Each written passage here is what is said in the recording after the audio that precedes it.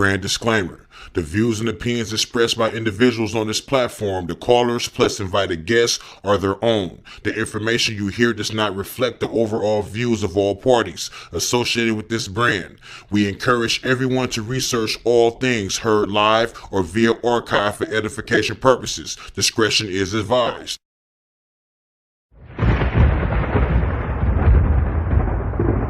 Don't touch that dial. You're now listening to Debate Talk for You Radio.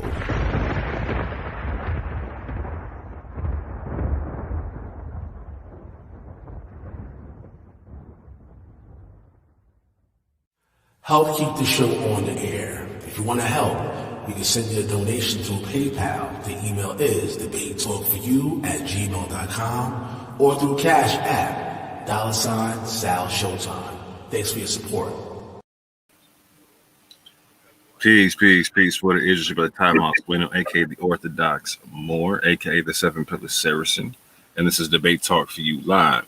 And with us is the good brother Ouidah. Israel, hold on, you got some feedback, Ouidah. You might need to turn down your YouTube. I'm gonna mute you out right quick while you're handling that. So with us we have Ouidah Israel. He's an old covenant Israelite. He deals with the tree of knowledge, as he calls it. He doesn't call it the Torah. I'll let him break that down. He got at me, let me know he wanted to do a presentation, a lesson on the concept of the covenant of peace and understanding the instructions of the law. So please hit that like button when you come in the building, family. Please share, please subscribe. I'm gonna stay on the sidelines for this. Let my brother get it in. I'm gonna freestyle share the screen as need be for the family. If he's getting into scriptures or whatnot that I feel like they need to keep up with, etc. whatnot.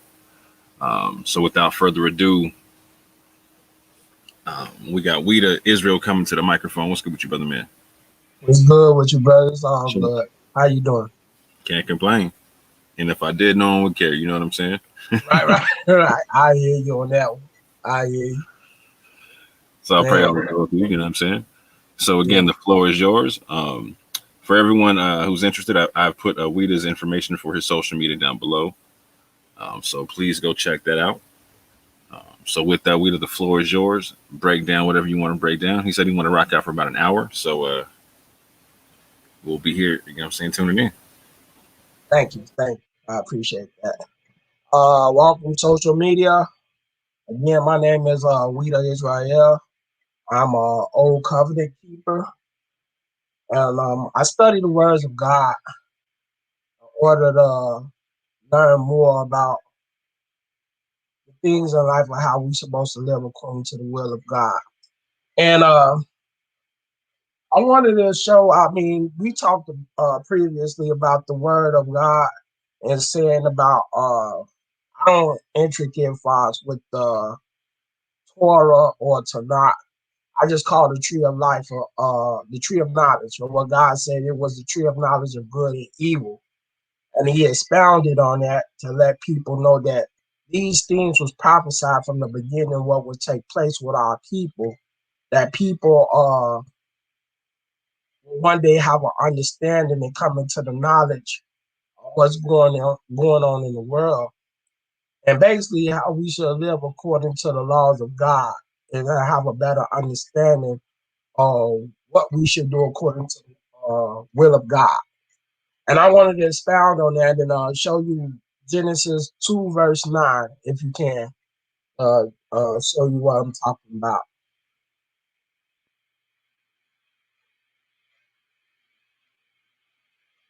Okay, man. Just I'm gonna read to you, right?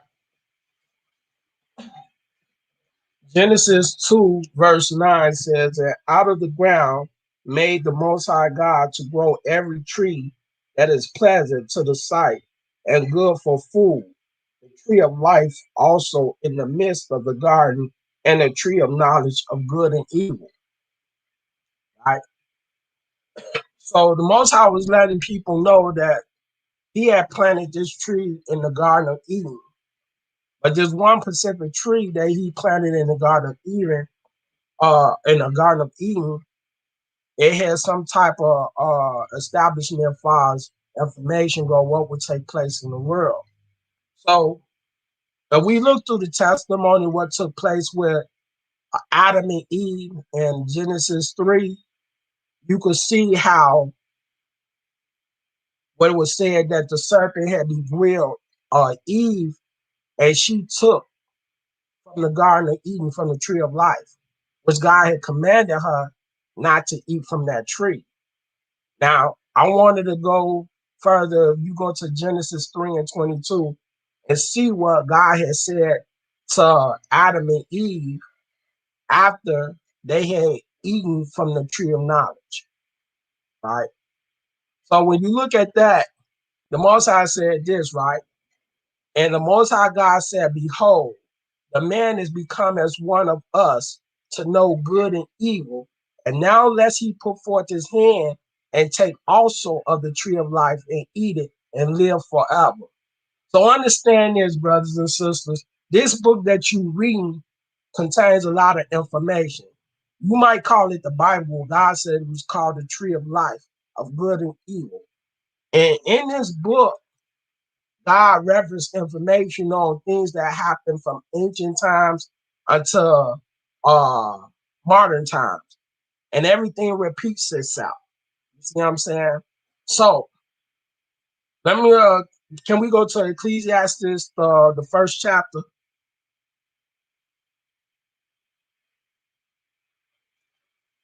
And let's start from the first verse. It says, the word of the preacher of the son of David, king in Jerusalem.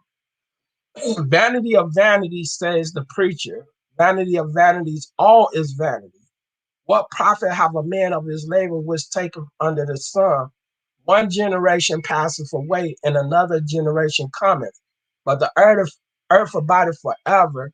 The sun also riseth, and the sun goeth down to hasten to his place where he arose. The wind goeth toward the south, and turneth about unto the north.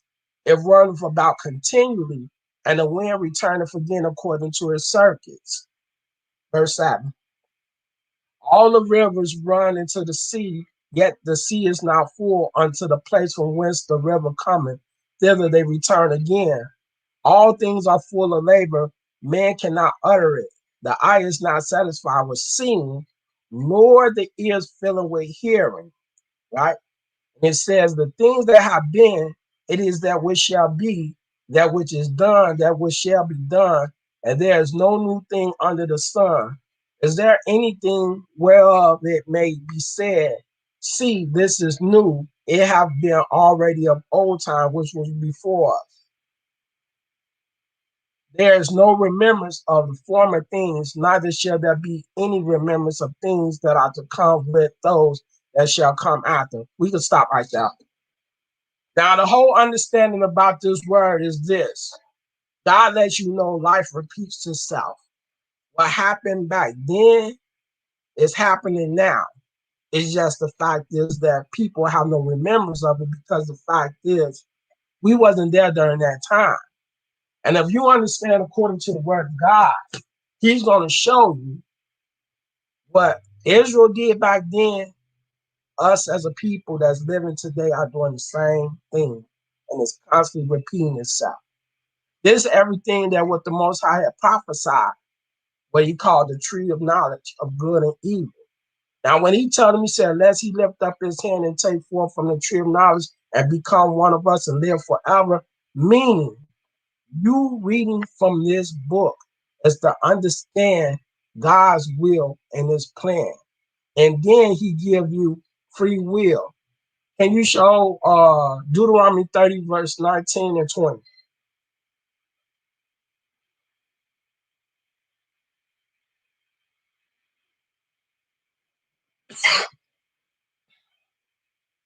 Okay, right here it said, I call heaven and earth to record this day against you, that I have set before you life and death, blessing and cursing.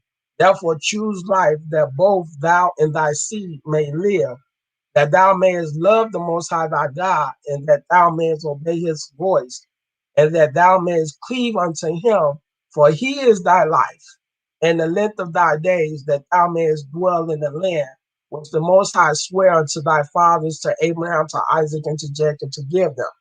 Now, what people don't understand, or whether they might believe that God, it is a such thing as everlasting life, if we choose to accept the words of God and follow his commandments. And we so consumed that all we ever seen was death. So how can you ever believe that there's everlasting life if you are not willing to observe and keep the laws of God? You see what I'm saying? So this is the whole thing about the tree of life. And it tells you what it said before about he give you the blessing and the cursing. So you could choose life and be blessed, or you could choose the curse and be and receive death. Everything is based upon your decision. This is why God give you free will. It is your decision to make up how you want to live in this world. You know what I'm saying? If it's according to the laws of God, he tells us we have to learn the laws and learn his ways. Now, can you go to Psalms 119? And we can start from the first verse. I think we'll go to 1 through 7. Psalms 119. Right. Because see, a lot of people talks about the laws being done away with, and that Christ had to come and die. Right. But now this is what God tells us about learning his laws, right? He said, blessed are the undefiled in the way who walk in the law of the Most High. Blessed are they that keep his testimonies, that seek him with the whole heart. Verse 3.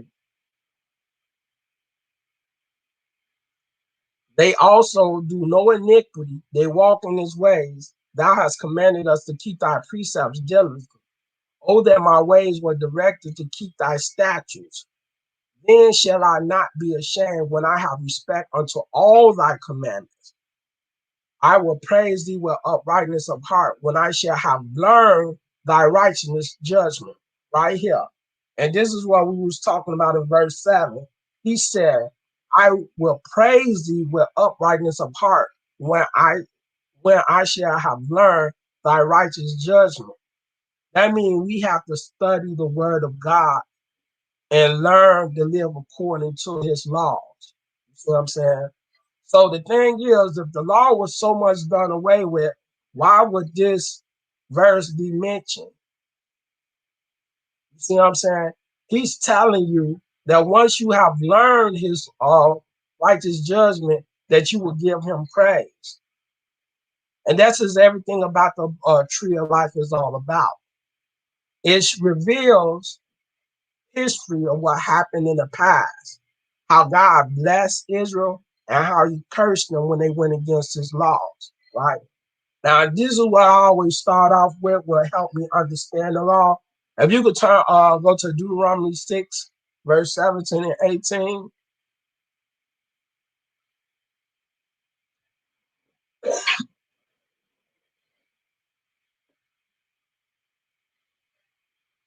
And this is a law, right? Now, why would this be put here if this is the laws being done away with? God's teaching you how to make a righteous decision, right? When he said, ye shall diligently keep the commandments of the Most High your God and his testimonies and his statutes which he have commanded thee. And thou shalt do that which is right and good in the sight of the Most High, that it may be well with thee, and that thou mayest go and possess the good land which the Most High sware unto thy fathers. This right here is teaching you how to make righteous judgment. And if you understand the law, right, and the meaning of it, then you're able to know how to make a righteous decision on whether how people put you into situations where you're going to do right by yourself or you're going to follow the laws of God. Now, I'm going to show you according to this, Deuteronomy 6 and 17. If you see what Isaiah is saying, Isaiah 8 and 20, this is in coincide with what's being said right here. Can we go to Isaiah 8 and 20?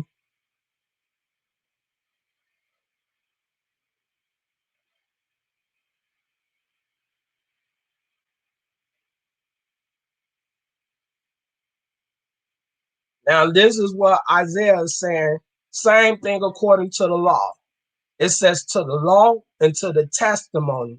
If they speak not according to this word, is because there's no light in them. You see what I'm saying?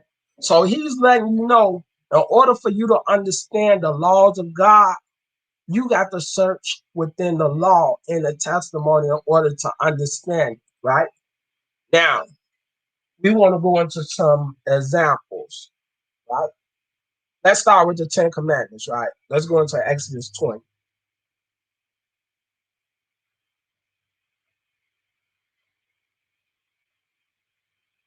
Right.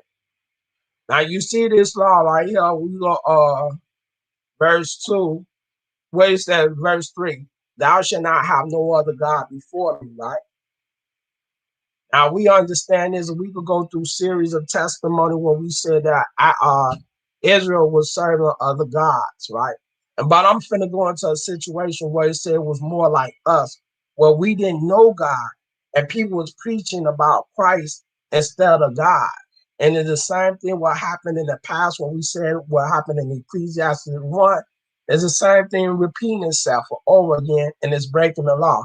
Let's go to Judges, the second chapter, the book of Judges. And you could go, I think we start at the 10th verse, right? And if you look at it, it said, and also all that generation will gather unto their fathers, and there arose another generation after them, which knew not the Most High, nor yet the works which he had done for Israel. And the children of Israel did evil in the sight of the Most High and served Balaam. Now, this is a testimony according to the law. This is what Israel did. They didn't know nothing about the Most High, and they were serving Balaam, right? They were serving another deity. And every time you look up in there, you'll see Israel getting kicked out of the land and being punished. Watch this. Go further down. Go to verse 12. And they forsook, back in 12, and they forsook the Most High God of their fathers, which brought them out of the land of Egypt, and followed other gods of the people that were round about them, and bowed themselves unto them, and provoked the Most High to anger. Watch this. Go to verse 13. And they forsook the Most High, and served Baal and Ashtaroth. And the anger of the Most High was hot against Israel, and he delivered them into the hands of the spoilers that spoiled them, and he sold them in the hands of their enemies round about, so that they could not any longer stand before their enemies. We gonna stop right there at verse 14, right? Because see, right here is also a curse that's mentioned in Deuteronomy 28. You see what I'm saying? So every time Israel did some wickedness, they was always taken out of the land. And this is what the curse the Most High said that he would do to Israel when he said, I will give you the blessing and the cursing. We can show Deuteronomy 28 and verse 36.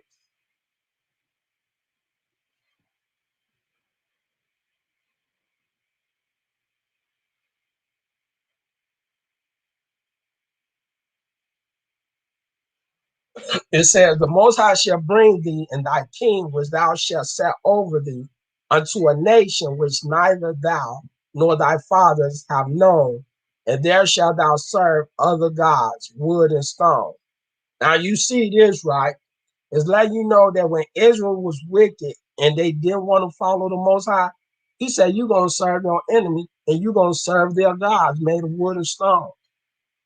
And this is what Israel did each time they was brought into captivity. Right?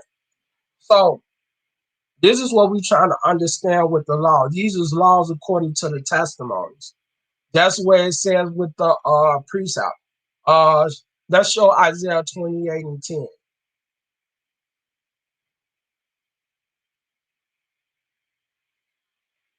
We can start at verse 9. Right. Now, when we read this, it says, whom shall he teach knowledge? Or whom shall he make to understand doctrine? Them that are weaned from the milk and drawn from the breast. For precept must be upon precept, precept upon precept, line upon line, line upon line, here a little and there a little. Now, right here, this is telling you from a perspective, everything that was taught by men has been drawn out, has been thrown away, in order for you to get an understanding of what God's word is. And then when he says precept must be upon precept, we're not talking about scriptures. We're talking about laws according to a law. We're talking about a prophecy upon a prophecy. We even talking about the holy days for the holy days. If you can read everything in there that was talking about the Sabbath, it helps you understand how we supposed to do the Sabbath. What's up with you, Columbus? Right? And this is how we understand the word of God. Because a lot of people take this out of context and think that you finna go from the New Testament into the Old Testament and think you're going to get an understanding, right? Show verse 11 if you can. Isaiah 28 and verse 11. He said, oh yeah, 28. We're going to read down to 13. But with stammering lips and another tongue will he speak to his people, to whom he said, this is the rest wherewith we may cause the weary to rest, and this is the refreshing, yet they will not hear. Verse 13. But the word of the Most High was unto them precept upon precept, precept upon precept, line upon line upon line, here a little and there a little, that they might go and fall backwards and be broken and snared and taken. Right? So with that right there, ain't nowhere in the world you're going to get an understanding from the New Testament versus what the Old Testament has already been applied to. And a lot of people jump like that and thinking that they understand the word of God. And it's not like that. Because everything about the prophet was always thus saith the Most High. They always came in the name of God. They always spoke the will of God, what it is that God expected for them to do. You see what I'm saying? So let's go into another, right? I want to go into another law. Let's go to Deuteronomy 10, verse 20.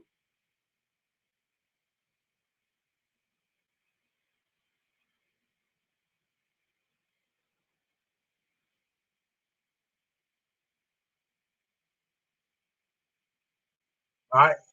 So if you look at this, right, he said, thou shalt fear the Most High thy God.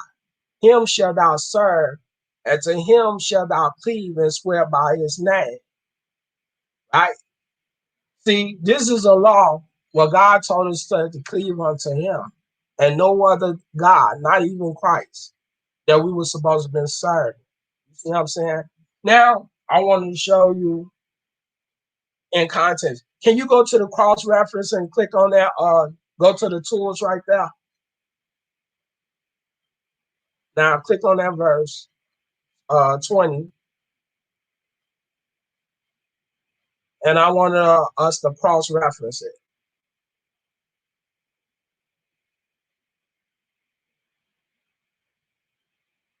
You go to the cross reference.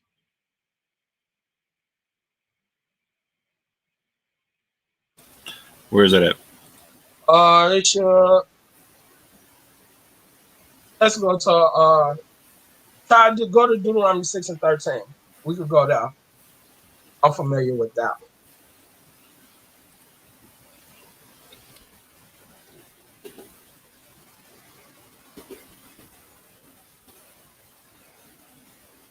Thou shalt fear the Most High thy God and serve him, and shalt swear by his name. This is another law. This is what we're talking about, precept upon precept. You see what I'm saying? Now, let's go to Deuteronomy 11 and 13.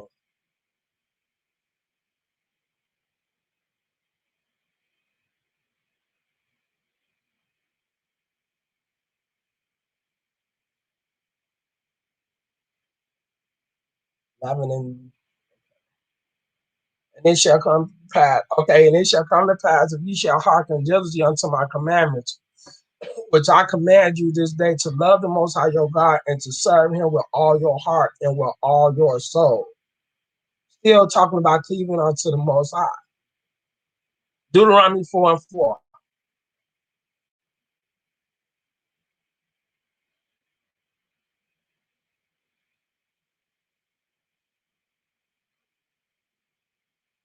But ye that did cleave unto the Most High your God are alive, every one of you this day.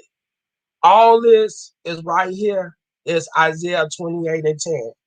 But precept must be upon precept, precept upon precept, here a little, there a little. This is the same thing what we're doing. Everything is up in context where it's talking about cleaving unto the Most High, right? Now let's go into a testimony in Joshua 24, right? Let's see what Joshua said. This was when Joshua and them gave them the land, right? And this is a testimony according to the law.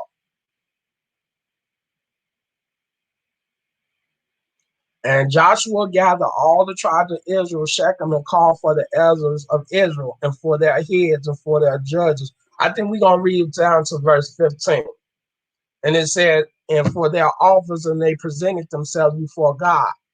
And Joshua said unto all the people, thus saith the Most High God of Israel, your fathers dwelt on the other side of the flood in old times when TORAH, the father of Abraham and the father of the Torah, and they served other gods.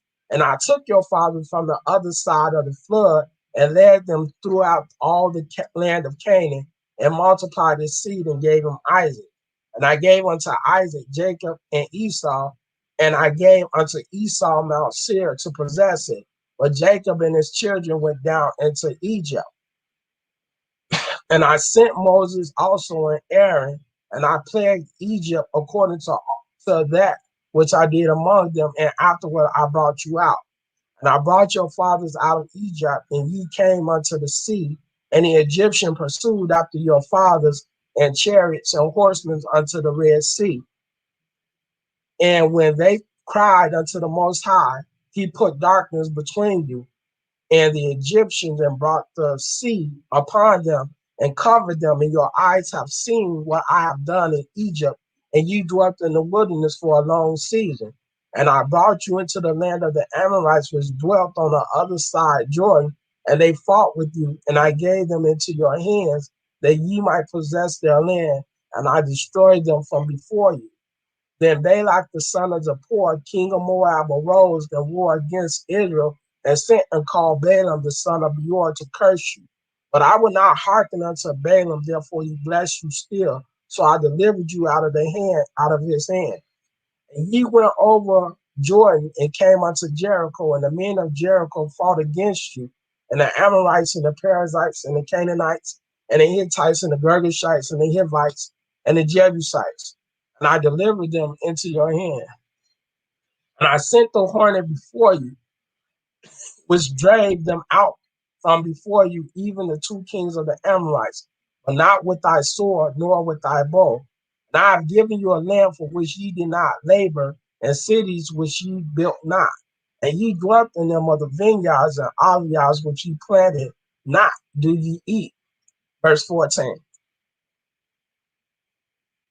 Now therefore fear the Most High and serve him in sincerity and in truth, and put away the gods which your fathers served on the other side of the flood and in Egypt, and serve ye the Most High. And if it seem evil unto you to serve the Most High, choose you this day. I love this one. He said, whom ye will serve, whether the gods which your fathers served that were on the other side of the flood, or the gods of the Amorites, on whose land ye dwell. But as for me and my house, we will serve the Most High. You see right here? Now how is this talking about Christ and the Most High? We presented 4 laws that the Most High is telling you to serve and cleave unto him. This is what our blessings come in, right? Now, with this, right, I wanted to show another testimony. Exactly what Joshua has been saying to the Israel is what Elijah said in First Kings 18 and 21.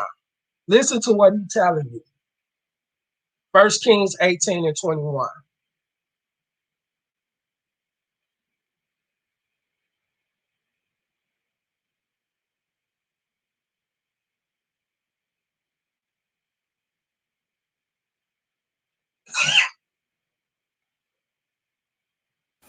You say 18? Yeah, 18. Okay. It's 18 and 21. Yeah, verse 21.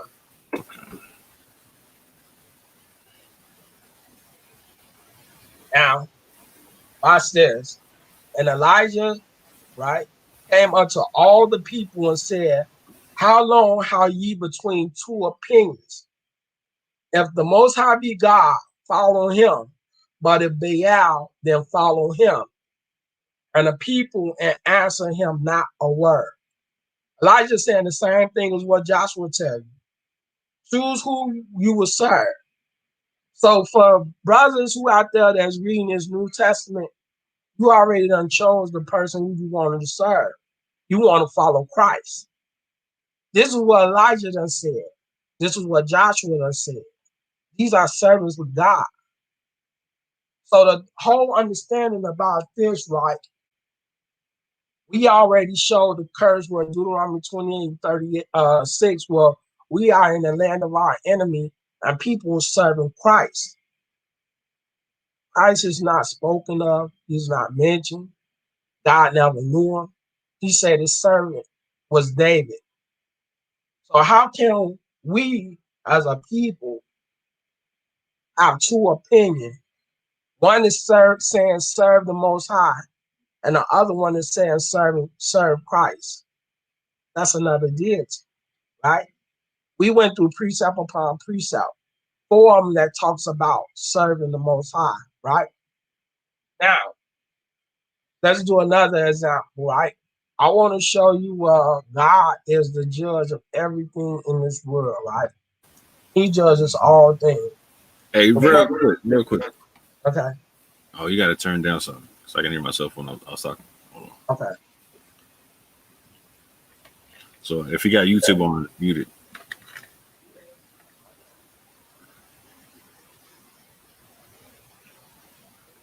So just for the listeners who would be followers of the New Testament, etc., whatnot. So what if they read the New Testament and it tells them to follow the Most High, and not that Jesus is the Most High? What if when they read the New Testament, it just tells them that Jesus is a prophet of the Most High? See, this is the case right here. In order for it to say that, we got to read what says, thus saith the Most High. Now, if Christ was supposed to be the one that came in the name of God, he will reverence the Most High. And if you look through the scriptures, you'll see the majority of the prophets, they all say, thus saith the Most High. They all came in the name of the Most High. See what I'm saying? Christ never said that.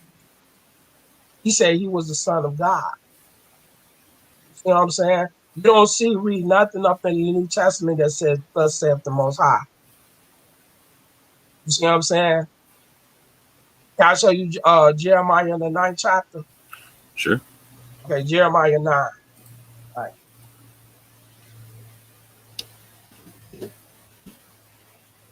right. We could go to verse 23 and 24. Okay.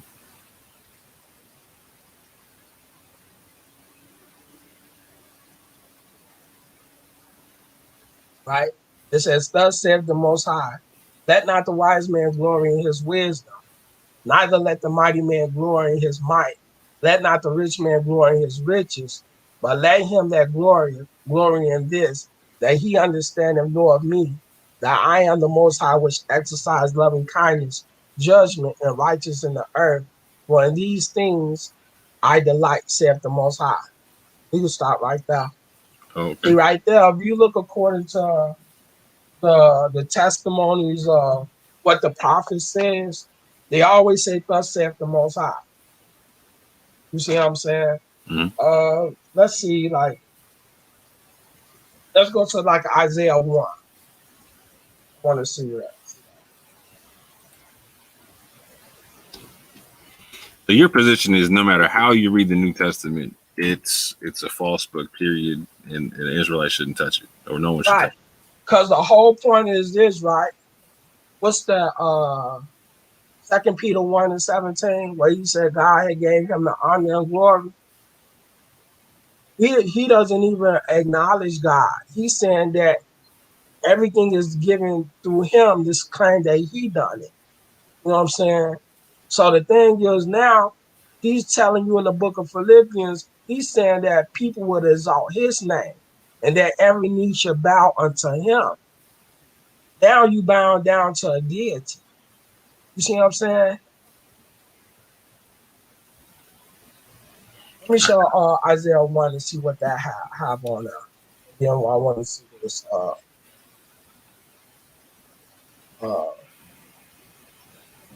Let's go. I want to see something that said, "Thus saith the Most High." All right, just to show you that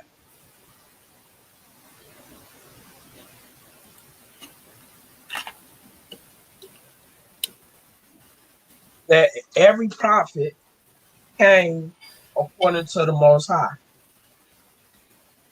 Let me see if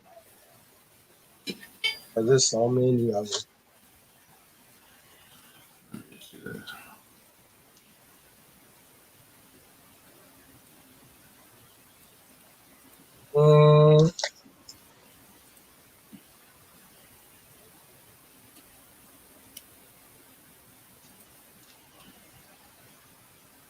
Let's come back to that.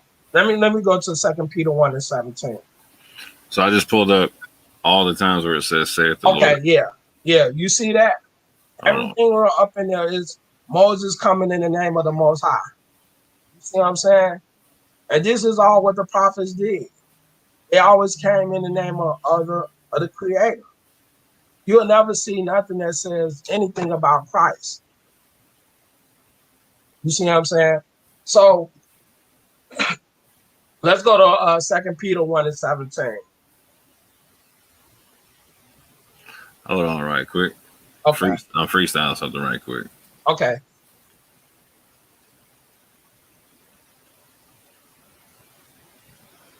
So there's Malachi, Acts.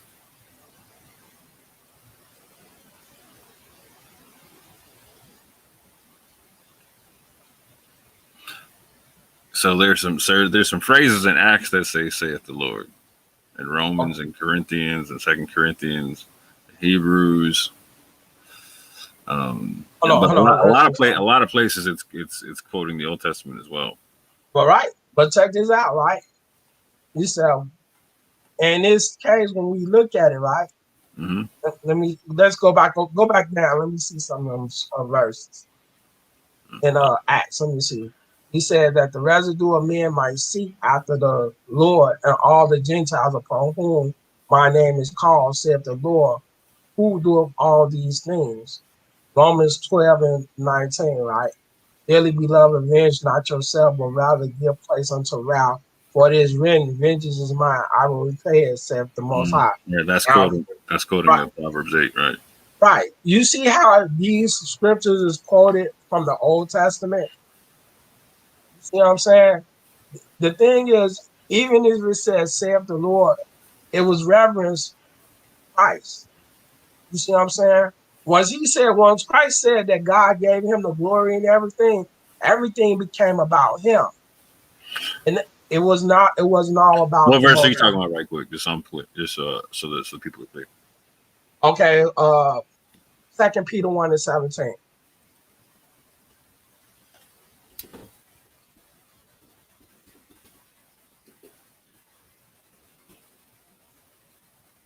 So you're saying this is Jesus saying that God gave him the glory? Right. Oh, okay. For he received from God the Father honor and glory when there came such a voice to him from the excellent glory, this is my beloved Son, in whom I am well pleased. Right. Now check this out. If that's the case, we will have a problem with that. Now, I'm going to show you Isaiah 42 and 8, and I'm going to show you Isaiah 48 and 11. All right.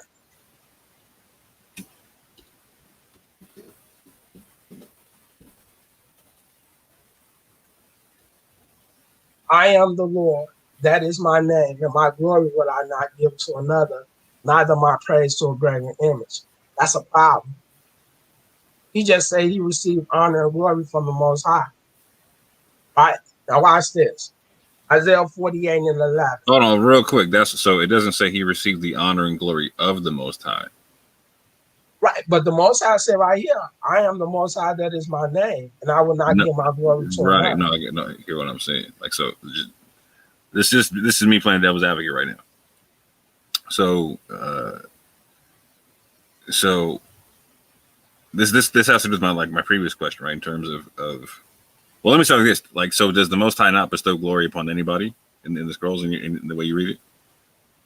Well, he bestowed the one, but see, the thing is, he bestowed glory unto whom he chooses. See, Okay, that's so the thing. right, so right, so okay, so let's go backwards, right? Right. So one you was just talking about. Hold on, where are we at? What verse? What verse was it at? You talking about 2 Peter 1 and Yeah. 17? Yeah, 1:17. That's what it is. Okay. So first of all, this isn't like a quotation of Jesus. So supposedly, right? This isn't 2 Peter, right?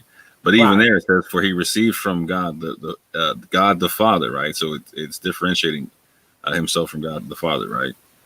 Honor and glory. It doesn't say the honor and glory of the Father. It just says he was bestowed honor and glory, like what you just said, that he will bestow glory upon who he wills.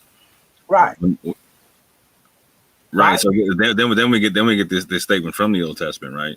We're talking. Right. And there came such a voice to him from the excellent glory. This is my beloved Son, in whom I am well pleased. So how would that be any different than when the same phraseology is used upon David?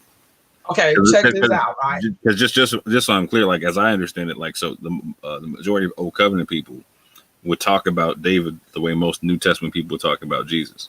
Right. So, but see, this the thing.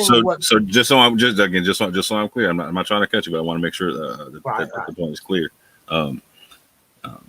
So, are you saying that it would not be fair to stipulate that David was bestowed glory based upon the same statement, or that would be that if I said that it would be like likening him unto God? No. Check this out, right? Okay.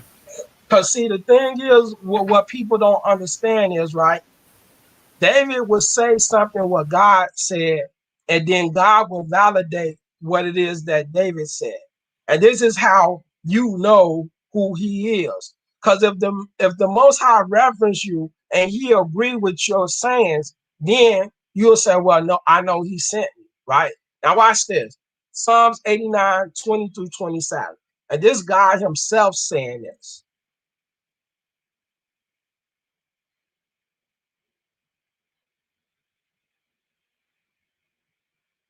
You said 89:20? Yeah, 89 to 20. Okay. Right.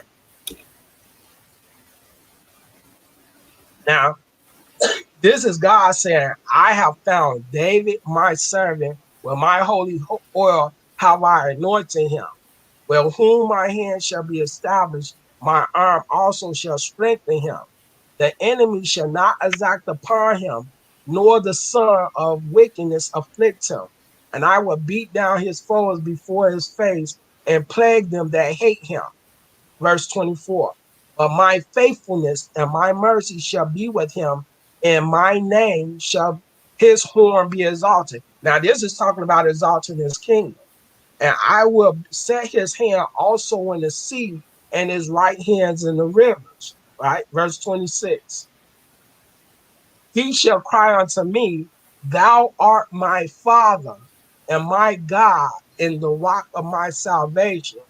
Also, I will make him my firstborn higher than the king of the earth. Now, this is what God promised David.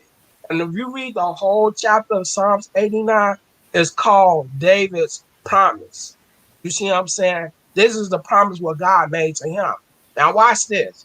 If you go to, I think it's 1 Samuel 22.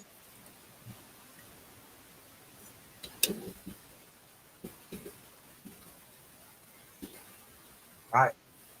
Now, check this out.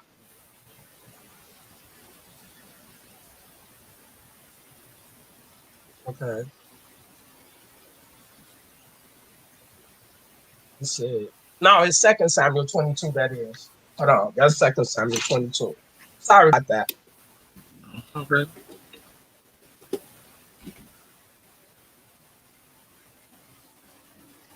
What verse we going to? We will start from the first verse, right? Okay. Now check this out. And David spake unto the Most High the words of this song in the day that the Most High had delivered him out of the hands of all his enemies and out of the hands of Saul. This will just will repeat it in Psalms 89. This is what David is saying. And he said, the Most High is my rock and my fortress and my deliverer. Right? Let's keep going. Right? I want to read the part where he said that he gave him rulership, right? And he said, I will call on the Most High who is worthy to be praised. So shall I be saved from my enemies. When the waves of death compassed me, the floods of ungodly men made me afraid. Verse 6. The sorrows of hell compassed me about. Snares of death prevented me. In my distress, I called upon the Most High and cried to my God. And he did hear my voice out of his temple, and my cry did enter in his ears. Right? Then the earth shook and trembled, and the foundations of heaven and moved and shook before, because he was wroth. There went up a smoke out of his nostril, and fire out of his mouth. Devoured coals were kindled by it. Right? Let's keep going. Let me see. He bowed the heavens also and came down, and darkness was under his feet. And he rode upon a cherub and did fly. He was seen upon the wings of the wind. Right? He made darkness pavilion round about him, dark water and thick clouds of the skies. Through the brightness before him were coals of fire kindled. Keep going. Okay. He sent out arrows and scattered them lightning and discomfited them, and the channel of the seas appeared. The foundations of the world were discovered at the rebuking of the Most High at the blast of breath of his nostril. He sent from above. He took me. He drew me out of many waters. Okay, let's keep going. He delivered me from my strong enemies, from them that hated me, for they were strong for me. They prevented me in the days of my calamity, but the Most High was my stay. He brought me forth out into a large place and delivered me, because he delighted in me. The Most High rewarded me according to my righteousness, according to the cleanness of my hands, hath he recompensed me. Let's go. Hey, real quick. I'm getting okay. Let me know when you're done, because I'm kind of getting lost in the argument you made right now. Okay. All right. So if you look at it, everything upon him in Psalms 89, David is repeating exactly what the promise was made to him in Psalms 89, what God said that he would do for David. This is the promise that he made for David. You don't see that in the New Testament, what God is saying, that he's giving Christ rulership over the whole entire world. You don't see that. See, this is the thing is when we talk about two or more witnesses, someone has to validate your statement.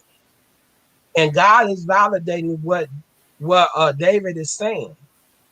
You see what I'm saying? He's an authority. You see what I'm saying? So have you ever read anything in the New Testament where the Most High said he validated anything what Christ has done, or him being ruler over Israel?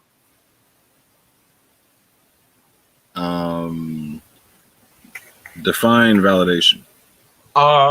He approved of whatever statement what Christ is claiming.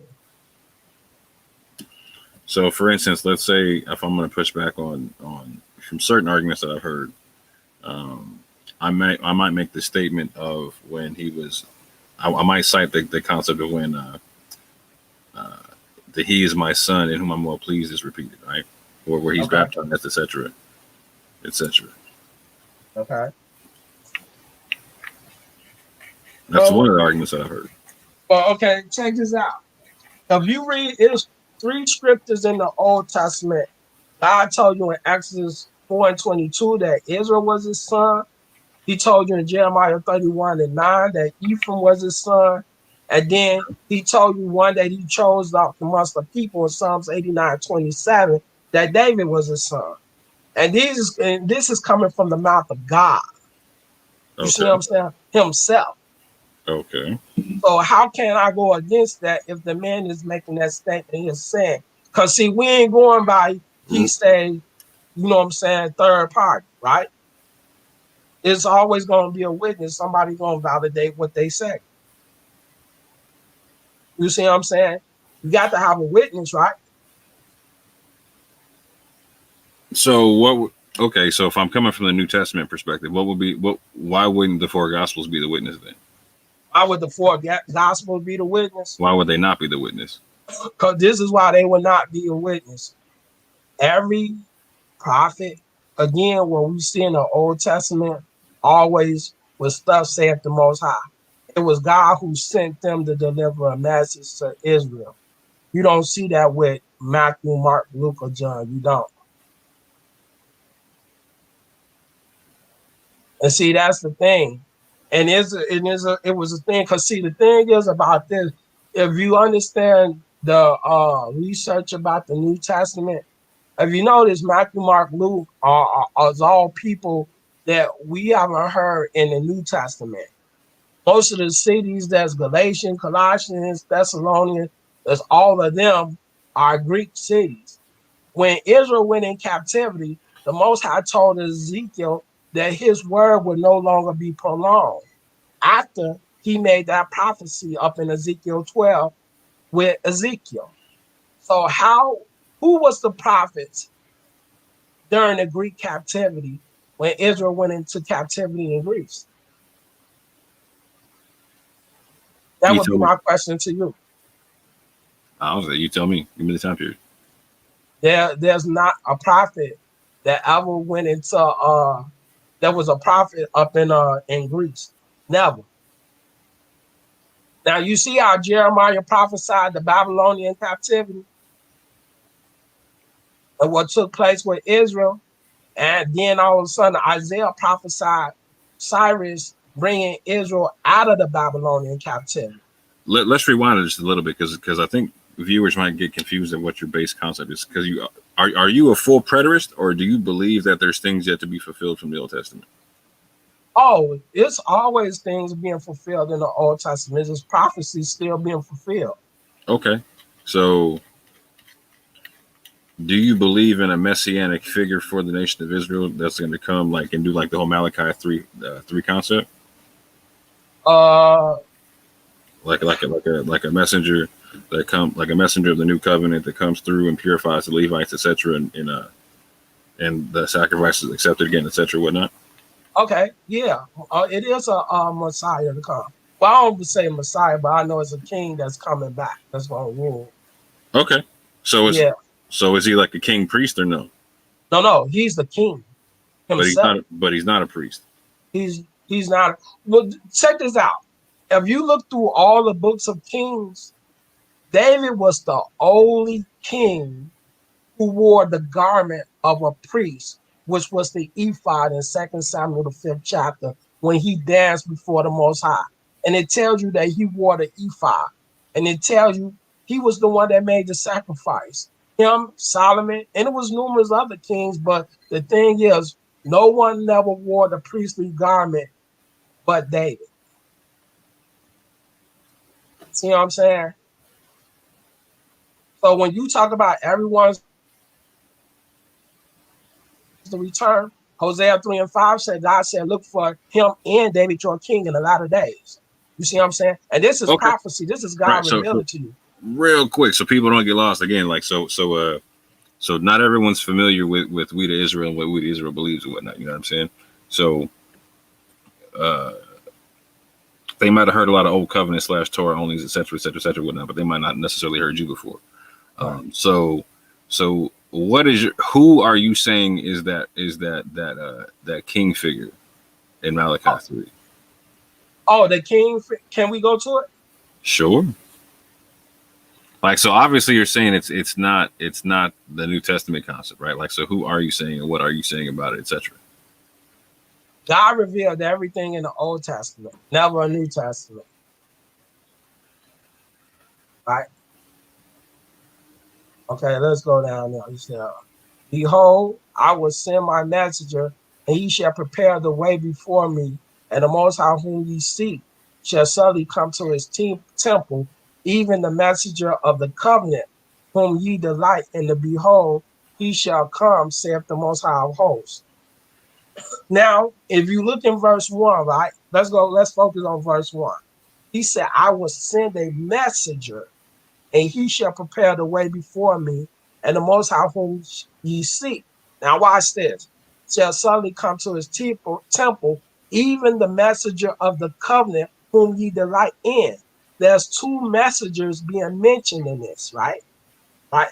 Now check this out. If you go to Malachi 4, they'll tell you who that messenger is right there. You don't even have to guess it because it's already written.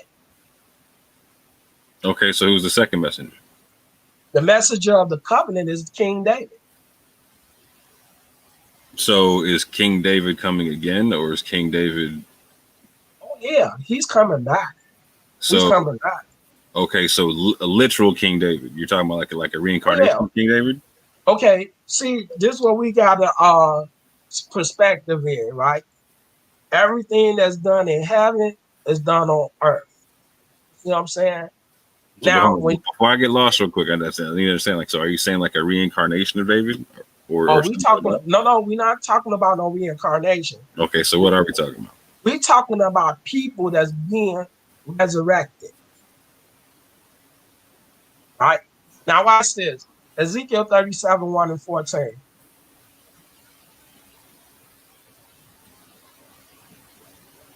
Oh. Ezekiel what? 37.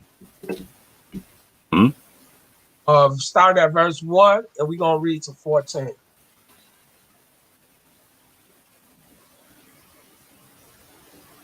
Right? It says, the hand of the Most High was upon me and carried me out in the spirit of the Most High and set me down in the midst of the valley, which was full of bones, and caused me to pass by them round about. And behold, there were many in the open valley, and lo, they were dry. They were very dry. Verse 3. And he said, hold on, this is real quick, so we don't have to do a whole bunch of reading. Okay.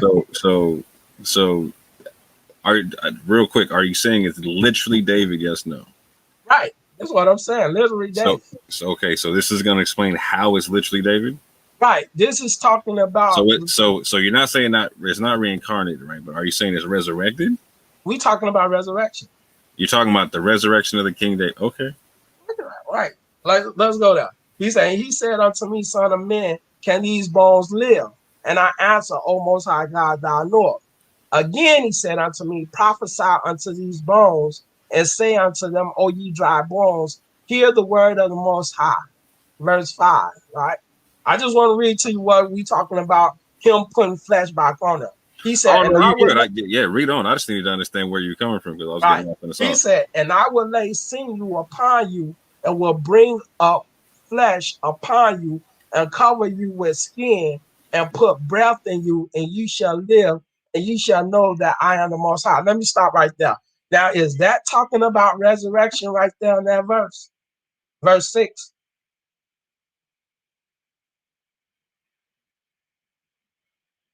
Hello? In verse 6? Yeah. Could be. No. He said, I will lay sinew upon you and will bring up flesh upon you and cover you with skin and put breath in you, and ye shall live, and ye shall know that I am the Most High. Now, if you go back to Genesis 2, this is the same way how he telling you that he brought Adam in. He breathed into his nostril, and he said man became a living soul. You see what I'm saying? That's context right there. Right? Let's go further on. I'm going to just go to 14 and let you know that this is the bones of Israel. So I prophesied as I was commanded, and as I prophesied, there was a noise, and behold, a shaking, and the bones came together, bones to his bones. And when I beheld, lo, the sinew and the flesh came up upon them, and the skin covered them above, but there was no breath in them. Right? Verse 9.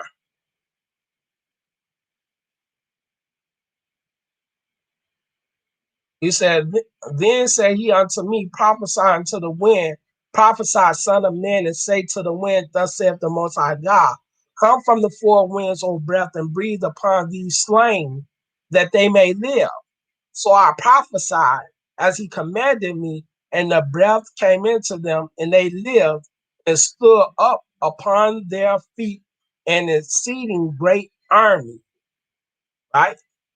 We got 4 more verses, then that's it. He said, then he said unto me, son of man, these bones are the whole house of Israel. Behold, they say, our bones are dry, and our hope is lost. We are cut off for our parts. Therefore prophesy and say unto them, thus saith the Most High God, behold, O my people, I will open your graves and cause you to come up out of your graves and bring you into the land of Israel. Right? 2 more verses.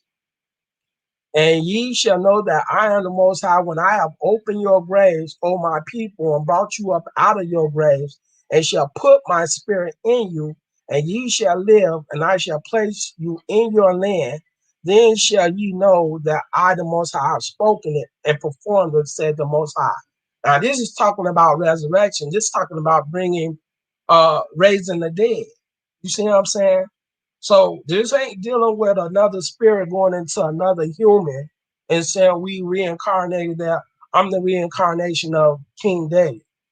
It's not saying that. It's resurrecting the dead.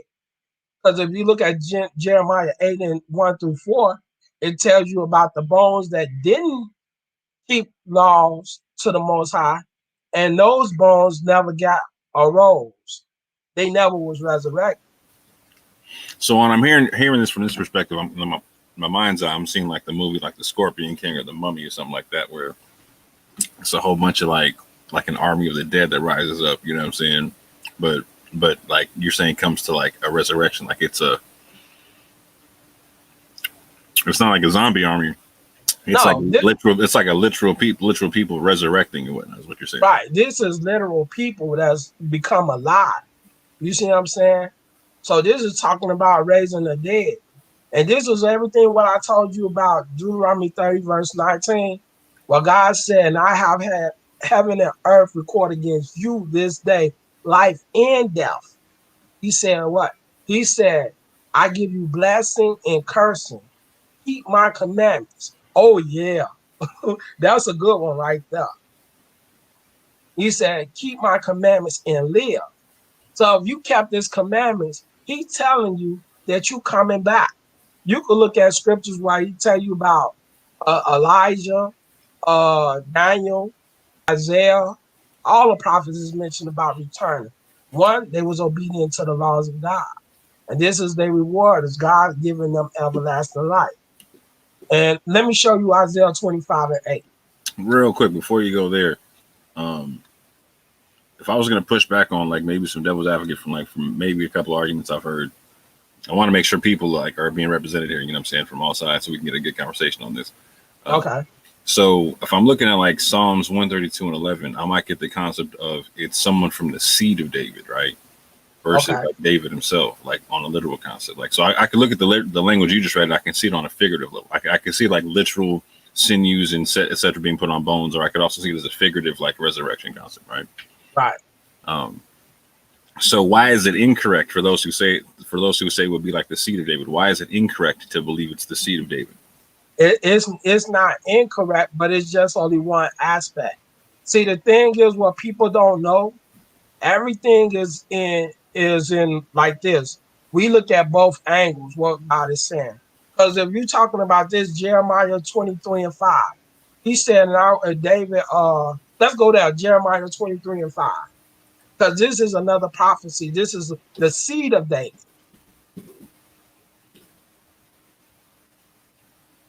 He said, behold, the days come, saith the Most High, that I will raise unto David a righteous branch, and the king shall reign and prosper, and shall execute judgment and justice in the earth. You see what I'm saying? And this is all talking about David's seed. This is what God prophesied. You see what I'm saying? But see, the thing about this, Orthodox, people only look at one aspect of it, and they ain't going to accept resurrection because that would be too unlikable to even believe. You see what I'm saying? People don't want to believe up in the abnormal. They think you crazy. You see what I'm saying? They're saying that a man coming from the dead. But ain't nothing wrong with his seed coming around to be king, right? So they'll choose his seed rather than a man coming from the dead. And this is God prophesying both aspects. David's seed and also David coming back himself. So they only look at one aspect. That's the problem. They Hold on. refuse. Hold on. refuse. Go Okay, ahead. so you're just so I understand what you're saying. Because I don't want to put words in your mouth. I want to make sure I understand what you're saying. So you're saying David's seed will be there, but David would also be there. Right. This was what it's saying. In his days, Judah shall be saved, and Israel shall dwell safely in his name, whereby he shall be called the Most High, the Lord of righteousness. Right. Right. So So the there thing is, won't be a king from the seed of David. David will be the king, but the right? seed will be David. Then he said, well, the thing is this, right? Behold, the days come, saith the Most High, that I will raise unto David a righteous branch. Mm-hmm. Right. And if you look in Isaiah 53, and I think it's in 11, that God said David would see his seed again. And this is what you're talking about in Ecclesiastes 4:16. He said, all of us are still here. So there's people, like if you go through the genealogy, let me put this in perspective like this, right? Now, all of us here claiming to be Israelite. And we're talking about all the way from Judah all the way down from the other 11 tribes, which people was unaware who they are, but we still saying we Israel. There's still a seed that came from David through his son to his grandson on down.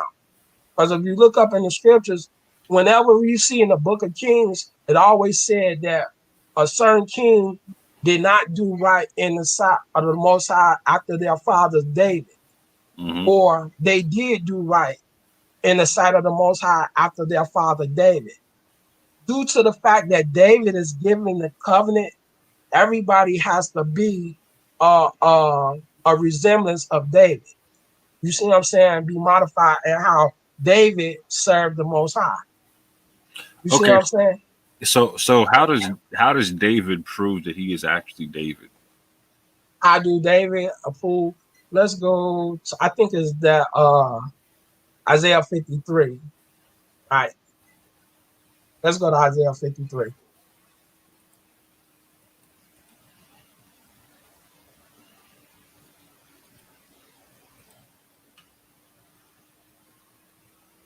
Let's start at verse 1. He said, who I believe our report, and to whom is the arm of the Most High revealed? For he shall grow up before him as a tender plant and as a root out of a dry ground. He have no form, no comeliness, and we shall see him. There is no beauty that we should desire him. This is what the Most High telling you. He is despised and rejected of men, a man of sorrow and acquainted with grief. Who will believe that David is the person who you say he is when you look at that scripture? And these is all the prophets who saying David is to return. You see what I'm saying?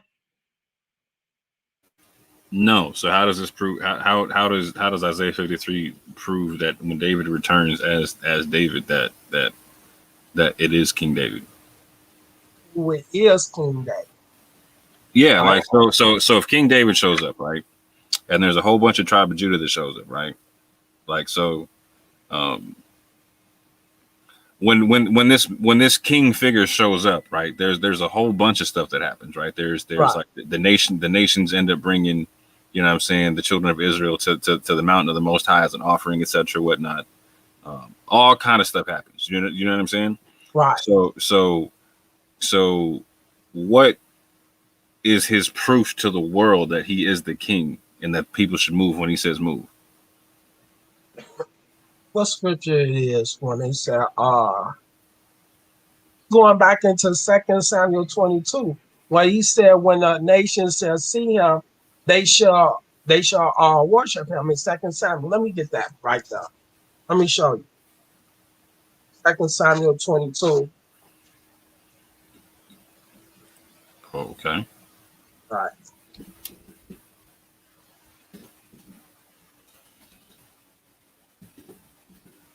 Because this is what I was trying to show you. Well, all the nations are to serve King David. Right. Okay. It says, and he What verse are wrote, you okay, going to? let's see, I'm trying to show you what he delivered from me my strong, and he brought me where I kept all his judgment, therefore the most high have recompensed me according to my righteousness and merciful. Thou shalt deliver me from the struggles of my people. Thou hast kept me from the heathen, a people which I knew not. Shall serve. Okay, here we go, verse 44, right here. 2 Samuel. And if you see right here, this is what the Most High said. He said, Thou hast delivered me from the struggles of my people. Thou hast kept me to the head of the heathen. A people which I knew not shall serve me. Strangers shall submit themselves unto me. As soon as they hear, they shall be obedient unto me. You see what they're saying? Strangers shall fade away, and they shall be afraid out of their close place. The Lord liveth, and blessed be my rock, and exalted be the God of the rock of my salvation. It is God that avenged me, and that bringeth down the people under me. And this is what God is doing for David, and he's telling you that the heathens is going to serve him. This is how you know this is David. So if I'm hearing this correctly, David gets resurrected. He just says jump, and the world says how high. How high? This is what the prophecies is mentioning.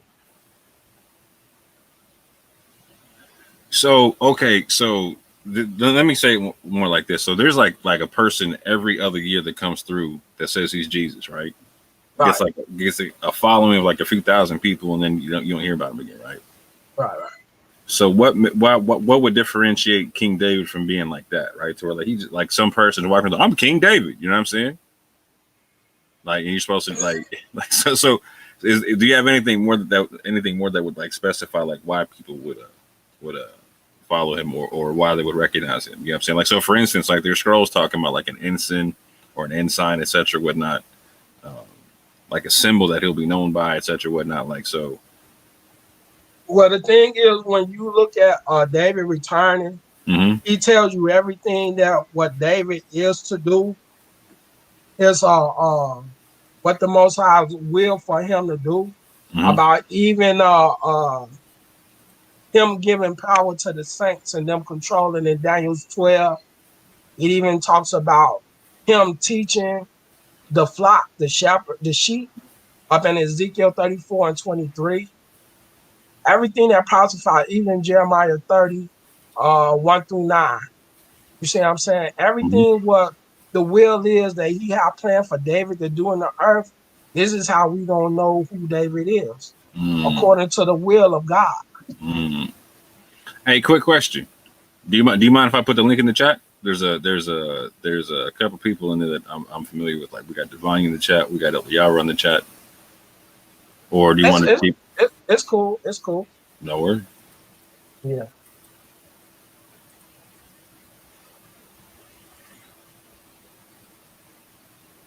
So Devania and Yara, feel free to jump on if you want to. Go ahead. You can keep building, bro. Oh, okay. Yeah. But this is basically how you recognize David, because he's sent to do the will of the Father, what God has appointed him to do in the latter days. And this is how we recognize him. See what I'm saying? By him doing the will of God.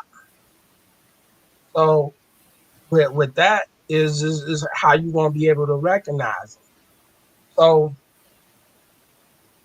where you want to go else? Because we was dealing with the laws, understanding the laws just as well. You want to go back with that? Sure. Real quick, Yara.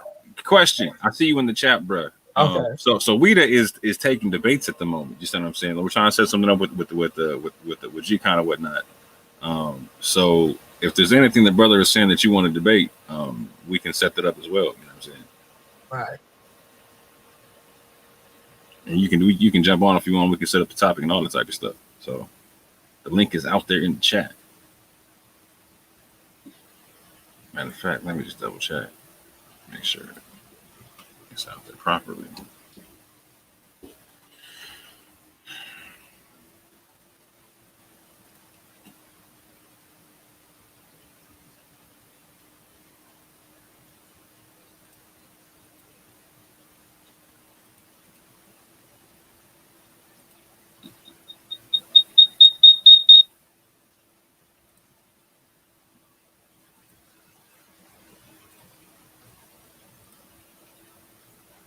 Yep, the link is out there. So if you want to jump on, family, it is there.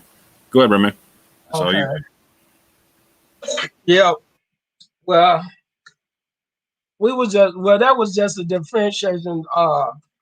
When we talking about Christ versus David, you see what I'm saying? Knowing who is the messenger that is to be sent, and if you understand the law about a witness, God is validating what David is saying in 2 Samuel 22 to let you know that, hey, David is telling you, hey, God has given me, you know what I'm saying, the glory to do his will.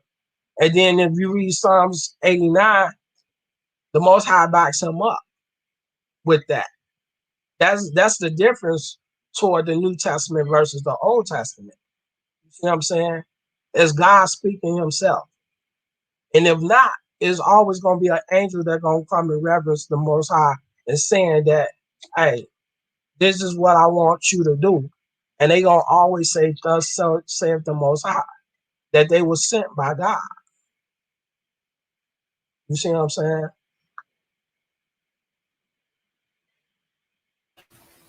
Okay, so we got brother Ratazar on the panel. Ratazar, do you have any questions for Ouidah? Peace. Peace to the panel. Yeah, I was. Are you? My fault, bro. Are you saying that David is the Messiah? Yes, David is the king. And how did he fit? Did he fit the prophecies of the Messiah? David was chosen. So was Saul. Oh, I mean, you know what? This is the thing. Everybody gonna say so was Saul, this and that. Now we could go there, right? Because the thing is about this, right? When it came down to Saul, we talking about good versus evil. Saul did not keep the laws of God, even though he was chosen, and the Most High had to kill him. Wherefore, then he sent Samuel to find one that he had chose out of the seed of Jesse, which was King David, which he was obedient to the Most High. And David was chosen to be king. So there's a good versus evil. That's all it is. Saul was the first king which was disobedient, and the Most High had to put him to sleep. So what about the things that King David did that doesn't reflect the nature of the Most High? Even though I'd rather read it than just say it, right? Because the thing is, this coming from the prophet Nathan, who even said David's sins was pardoned, right? 2 Samuel 12. He punished David, but he pardoned him. And if you understand the law against adultery, you know the judgment is death. But if you read the law according to Deuteronomy 17 and 8, it said, if there arise a matter too hard for thee in judgment, between blood and blood, between plea and plea, and between stroke and stroke, a matter of controversy within thy gate, then thou shalt arise and get up to the place where the Most High shall choose. Deuteronomy 1 and 17, ye shall show no respect of person. Ye shall not be shall hear the small as well as the great. Ye shall not be afraid of the face of men, because the judgment is God. And the matter that is too hard for them, bring it unto me, and I will hear it. God judges everything. He the one makes the final decision on whether you gonna live or die, right? So this is in 2 Samuel, verse 12, and I want to read what Nathan the prophet said after David had committed adultery and had a man killed. This was God's judgment toward David.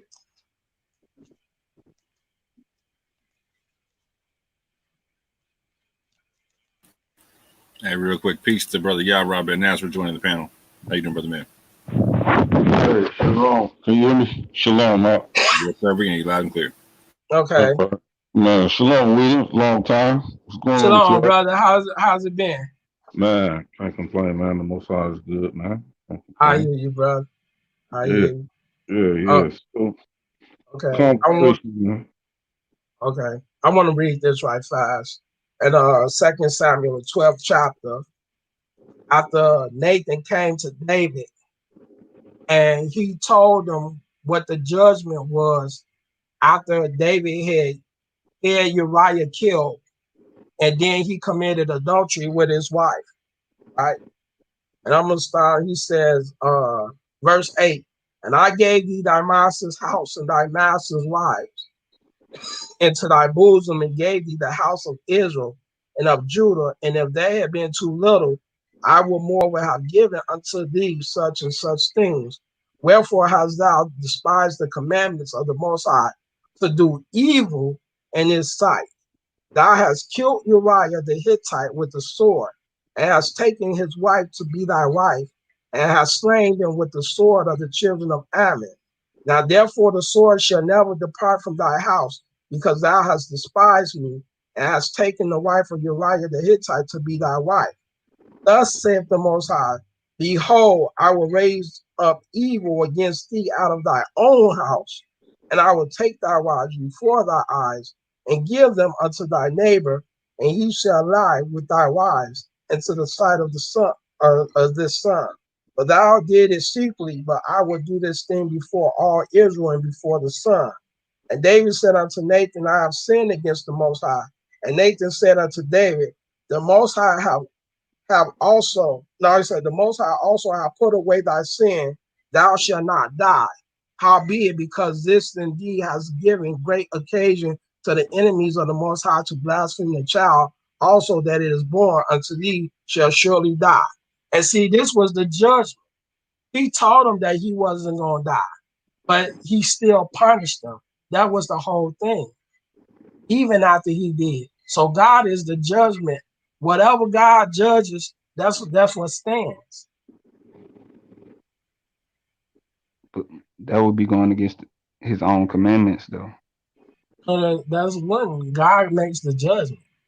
That's So why would he? That's He not said, proper judgment if that's the Most High and he going according to the commandments. but hold on. Isn't that showing respect to persons? Hold on. Did we just read what Nathan the prophet said? Nathan is a messenger of God, right? Is Nathan a prophet? Is Nathan a prophet? I just asked you a logical question. No, hold on. I answered your question. Now I'm asking you a logical question. Is Nathan a prophet that was sent by the Most High?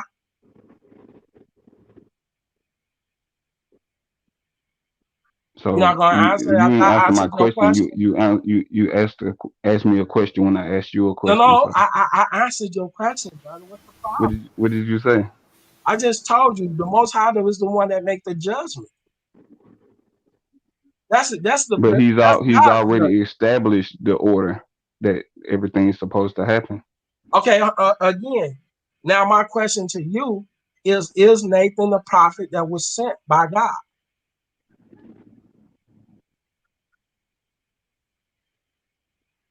So you saying Deuteronomy 12 is an added?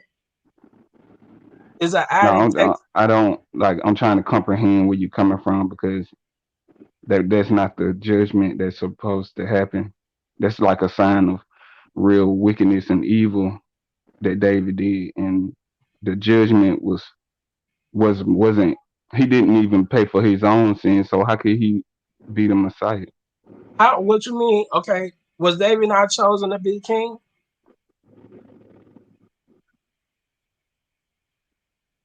I mean, yes, he was, but they're still not answering the question of how does he fulfill the prophecies of the Messiah, Okay, what the prophecy are blameless you one, the referring suffering to? servant.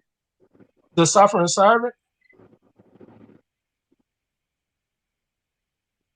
I'm trying to get specifics from you. You said, does he not fulfill the I'm prophet? just I'm just like basically asking you about the prophecies about the Messiah, Okay, what is the and prophecies according to the Messiah? You need to tell me for me to understand it. you need a scripture to Yeah, know. yeah. That's what. If you making that statement, you supposed to validate that. Wow, I mean, Oh, you don't. I don't supposed to care nothing what you I saying can go about. into the scriptures. I just I'm on a Steam yard and I can't go off screen to I'm on my cell phone. I can't go off Yeah, if you screen need the to look it scripture up. pulled up, I can pull it up for you. Um, I think it's in Isaiah. Um, you can look up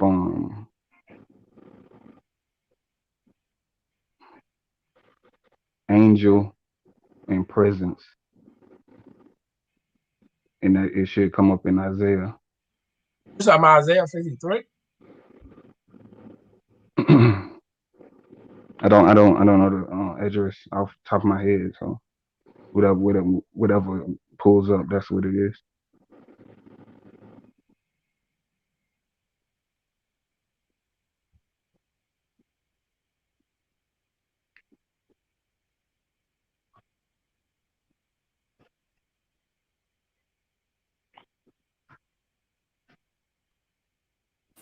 Isaiah 63:9. Yes, In all sir. their affliction, he was afflicted, and the angel of his presence saved them. And in his love and in his pity, he redeemed them, and he bare them and carried them all the days of old. Yes. Let me go to Isaiah 63.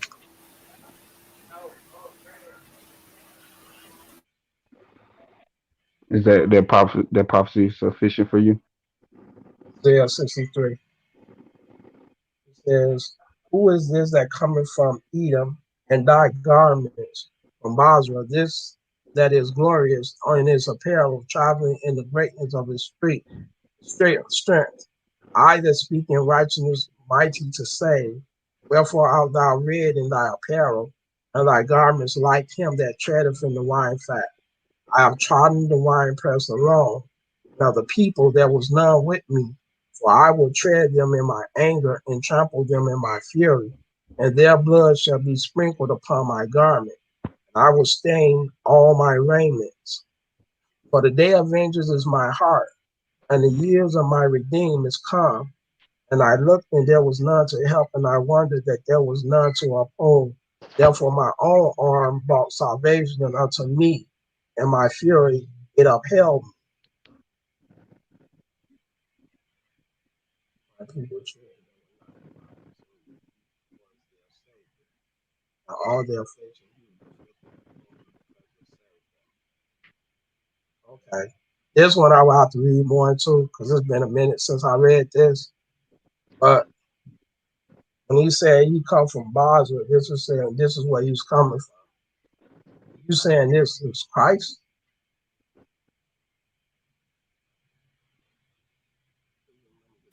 So there are Yes, a sir. lot of people who make the comparison of the that figure and the angel of the Lord's presence. Is that what you're saying, Arataza? Yes. Okay. Say that again.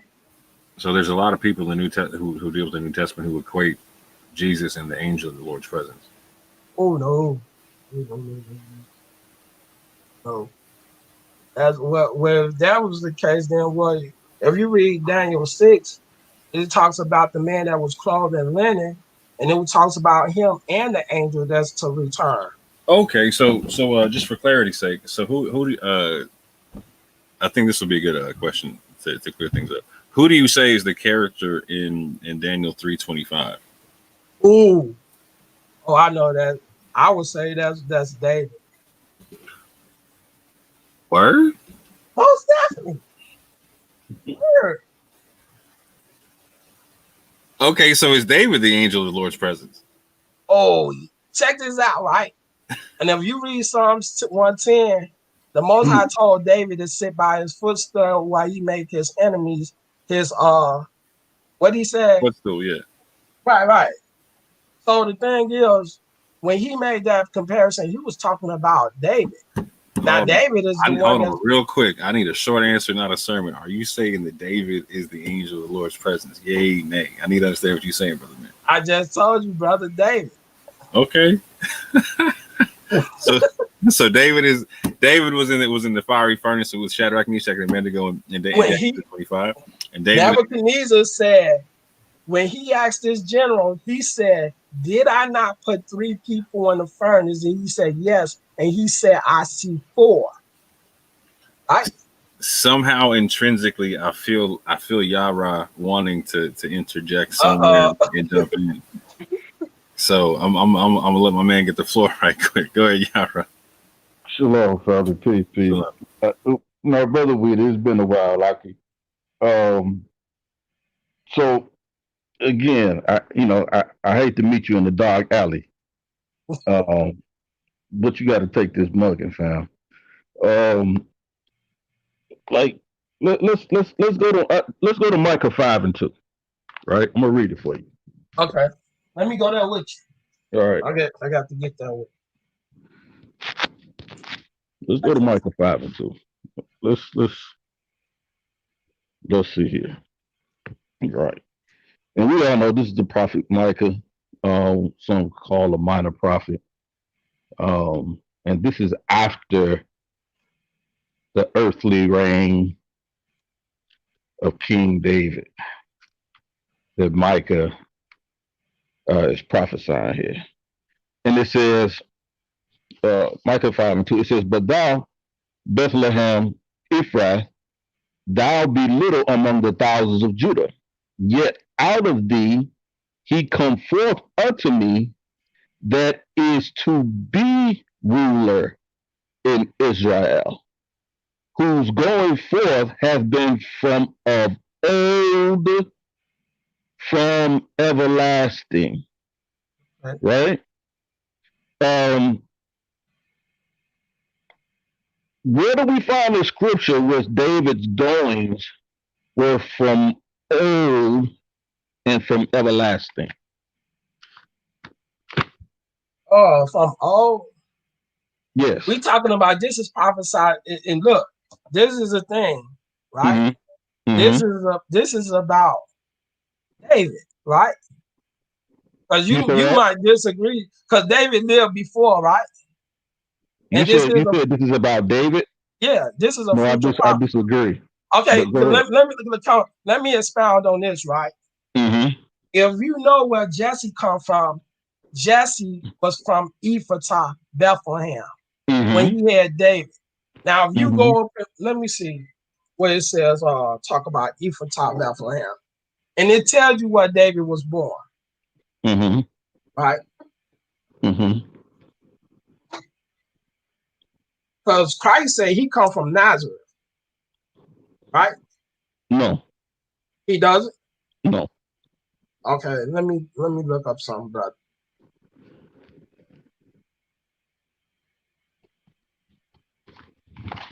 This is gonna let you know where David come from. Okay.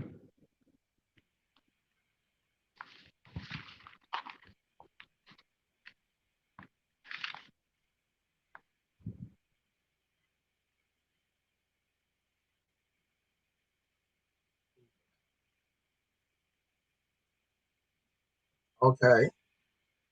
And Ruth 4:11, and all the people that were in the gate and the elders, we are witness, the Most High make the woman that is coming to thy house, like Rachel and like Leah, which two did build the house of Israel, and do thou worthily in Ephratah, and be famous in Bethlehem.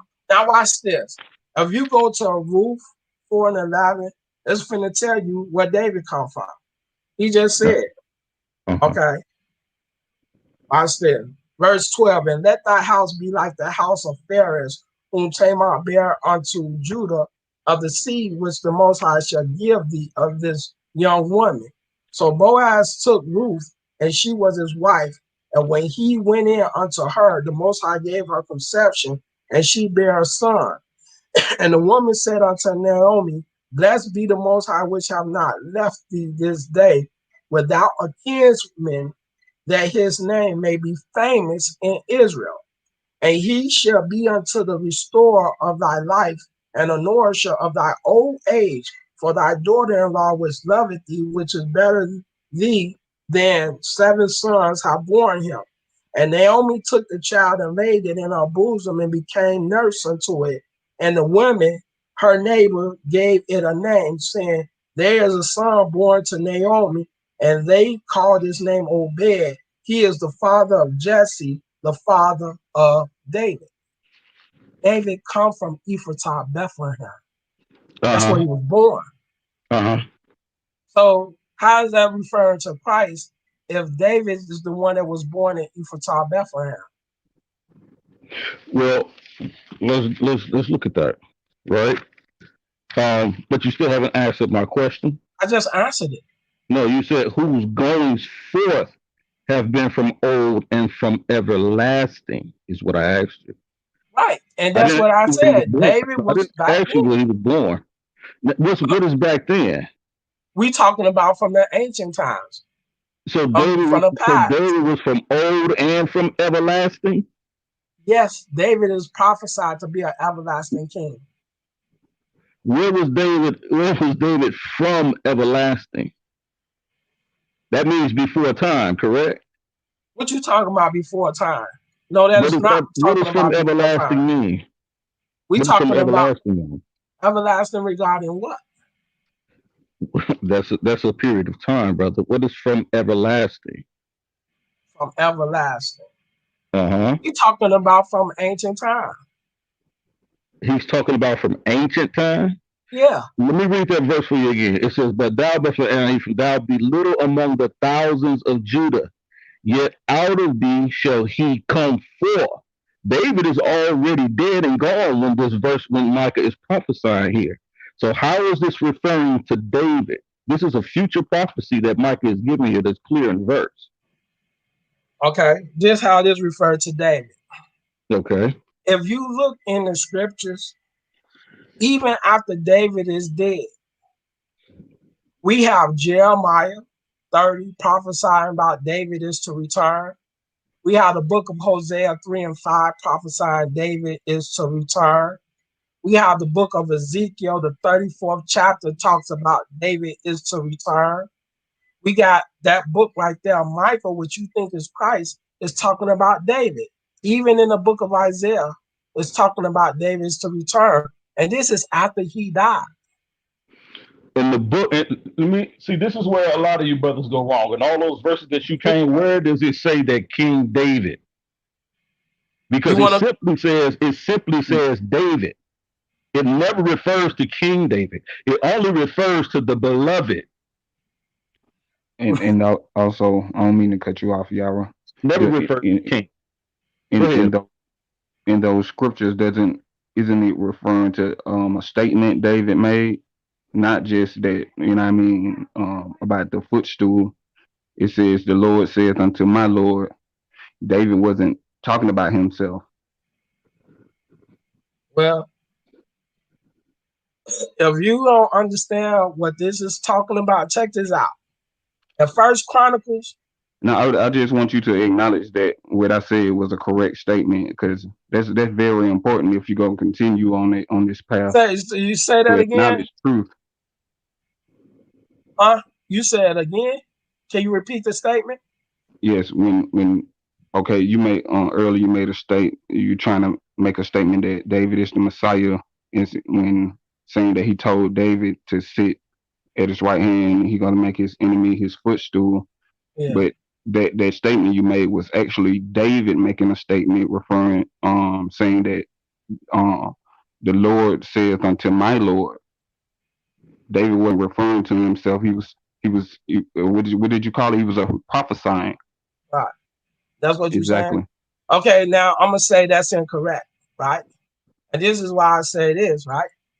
Because if you look out through the book of Psalms, we see a lot of things said written by David and so forth. David had scribes, sort of like what you have publishers that write about people's biography. And now when you see what he said that word, he said, Lord, upon he said, unto the Lord sit at my right hand while I make my enemies my footstool. David Shammai was from the tribe of Benjamin, who called David Lord. The wise woman from Tekoa in 2 Samuel 14 called David Lord. Abigail in 1 Samuel 25 called David Lord, which means that David was their king. So when you talk about Psalms 110, you're talking about a scribe who wrote a biography about David. And if you look at 1 Chronicles 16, it says that Shemaiah was a scribe unto David. And up in 1 Chronicles 24 and 23, which he had an uncle named Jonathan that was also a scribe. So you are incorrect. That was a scribe that wrote about their king, which they called David their Lord.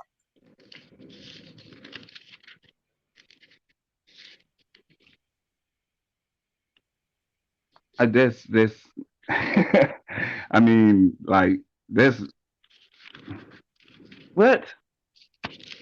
Oh, you, bro. Okay, it's time for me to step in and start stirring pots because there should be a whole bunch of debates on the table right now. This. There should be a whole bunch of debates on the table right now. Hey, if you want to go with the suffering servant, you want to go wherever you want to go. Let me throw out some titles right quick. So is David the prophesied Messiah? Is David the angel of the Lord?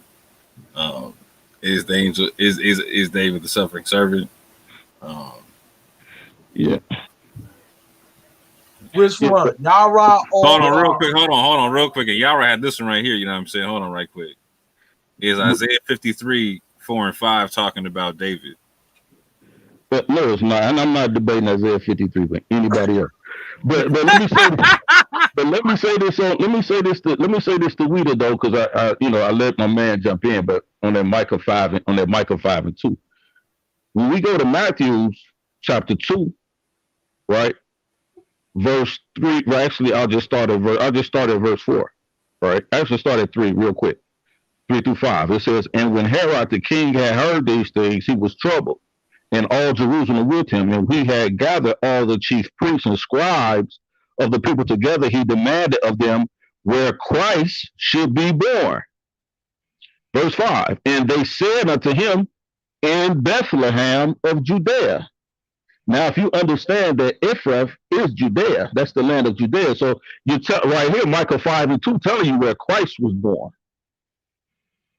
You understand that, Ouidah? So again, when we're talking about future prophecy for Micah, you can't put David there, bro. You can't backdate. You can't backdate a future prophecy, fam. Hold on, brother. Yes, sir. Future prophecy is David is to return. He said, David, fam. Look, Yara. Throughout the scriptures, bro, is talking about David. Even talks about his lineage, bro. He talks about how his seed will rule in the future, bro. David even said, where you find that at, brother? Let's talk. Let's deal with it, fam. Okay. Let's deal with it. Right? Let's talk about that. Where we finna go to? Because you was in Samuel earlier, right? Oh, yes. You was in Samuel earlier, and I think I think it's 1 Samuel. Okay. Let me see. We're gonna get to it, bro. Oh, we're gonna get to it. Oh yeah, we finna get to it. There's some things, bro, that let me see. Because that Micah 5 and 2, bro, cuts you. You really can't get around it. So, I just got around it. I told you, David. No, you didn't, bro. You just said. I read to you. You said he was born in David born in Bethlehem. I just read you Christ was born in Bethlehem. I already okay. David was What you born in just said. Ephraim, Then I asked Bethlehem, you bro. about everlasting to everlasting, and then you gave me some weird answer. But that's why I wanted to Brother, take you didn't he through say David Kingdom Hold was on, supposed to have Yeah, it everlasting in sounds like we Psalm need to set 89? up a debate on this jump. hold on, bro. Psalms 90 and 2. Let me read that for you real quick about this everlasting before they get away from you, right? It says, but before the mountains were brought forth, or ever thou hast formed the earth and the world, even from everlasting to everlasting, thou art God. So when you talk about everlasting, then when you see in Micah 5 and 2, he's referring to the same expansive time. He's talking about before the world began, fam. So when you say, oh, that's talking about ancient time, but we're not even talking about in the spans of time. You So cannot you show said, that David was from old and from everlasting, bro. okay, hold You're not on. going to ever read that in the scripture where David was For from the mountains were everlasting brought to forth. everlasting. Oh, that you don't even got no understanding with that one. Bro, He I said just before. read to you understanding, bro. Hold on. Let me go there. It said Go before it's the on the mountains. screen. Can I read, brother? I'm just trying to expound on what you're talking about. You It said can't before. expound on what I'm talking about. You got to Hold expound on what on. Hold on, you y'all. said. Let me right Y'all quick. right. Let me take off on there right quick. You got it bad cutting people off. Before the mountains were brought forth, or ever thou hast formed the earth and the world, even from everlasting to everlasting, thou art God. Thou art God. Mm-hmm. Thou turnest men to destruction and said, return ye children of men. Right? So I'm gonna go there with you, Psalms 9. Because see, people don't look at minor details and stuff. What they do, they just go into the scripture. Right? Let me go up in Psalms 9 and see what this is talking about.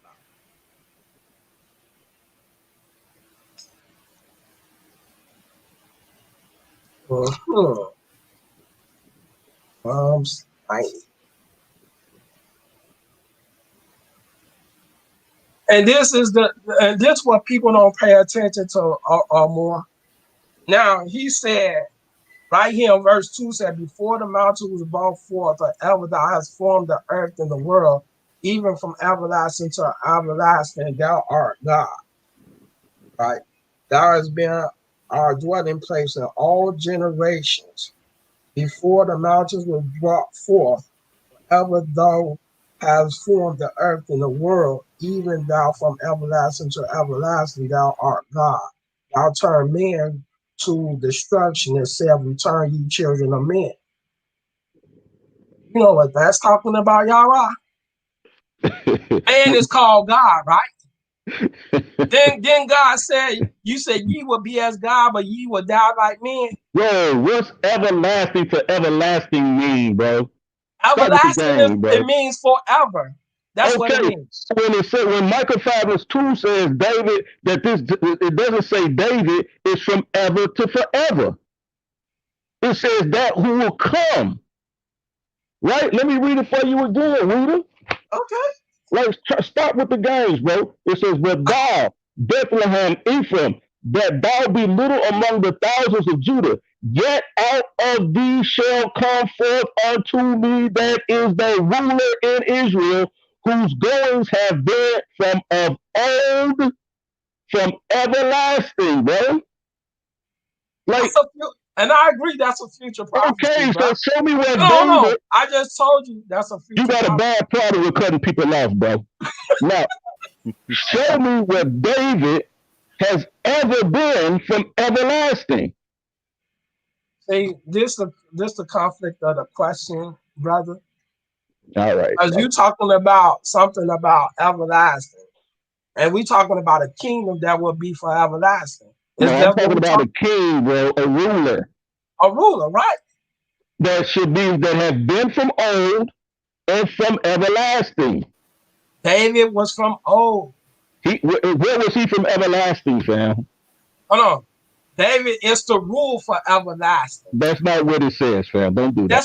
That's what it In means. Micah 5:2, bro, it says, yet out of thee, yet. That means it has not happened yet. I'm So telling hold you. on, bro. So it can't be talking about David, bro. Because it has not happened yet. This is after the death of David. Okay, hold on. Right? So now You it's keep on hold talking on, about bro. Stop cutting me off, Ouidah.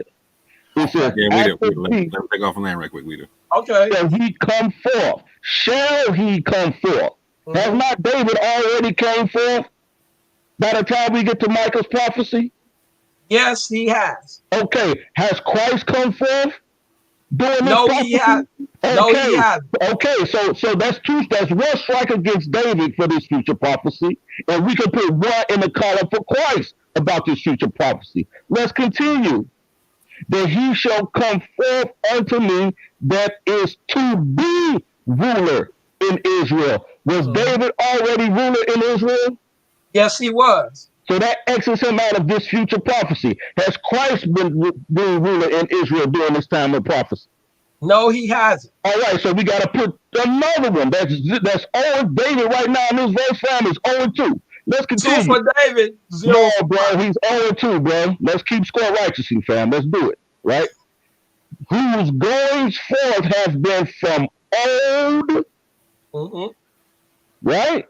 Yes. And from everlasting. I'm going to ask you again. Show me a prophecy in this book where David has ever been said to be from everlasting. Oh, when I read to you Psalms 89, where he's making a future prophecy about David's kingdom is to be everlasting, we could see, we could do Psalms 89, we could go into Daniel 2, if you want to go there, and that's an everlasting kingdom. That's what he keep on talking about. You said everlasting, we keep on talking about an everlasting kingdom, brother. Micah 5-2 is not talking about a kingdom. It's talking about the ruler. That's the subject of this verse. The ruler in Israel, who is to be, who is to come forth. Not who was.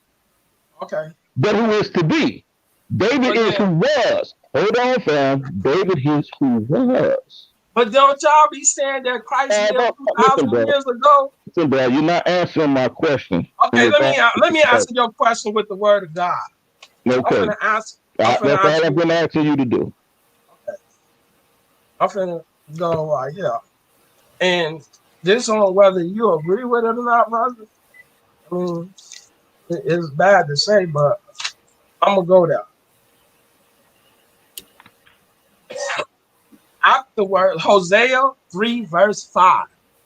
It said, afterwards shall the children of Israel return and seek the Most High their God, and David their king, and shall fear the Most High and his goodness in the latter days.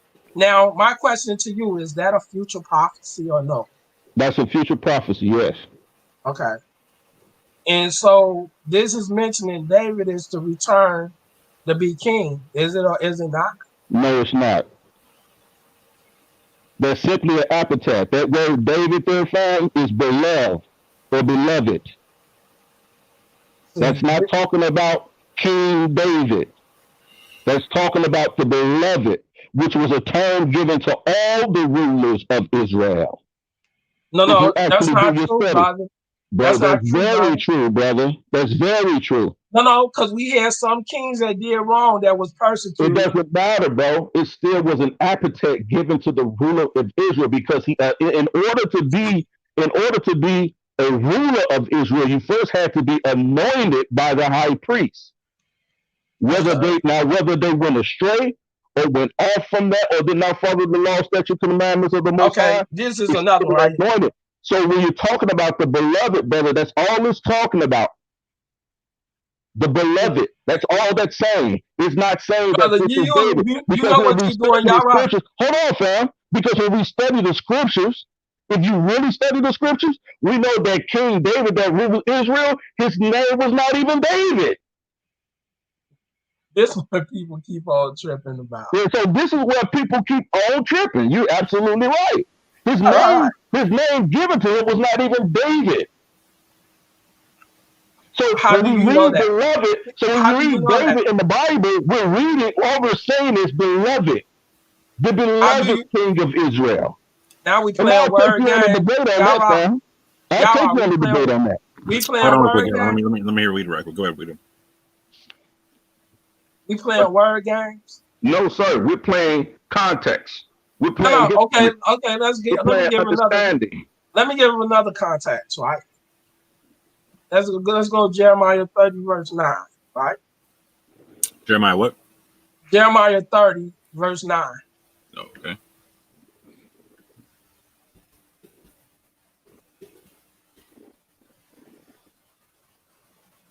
Has this already happened?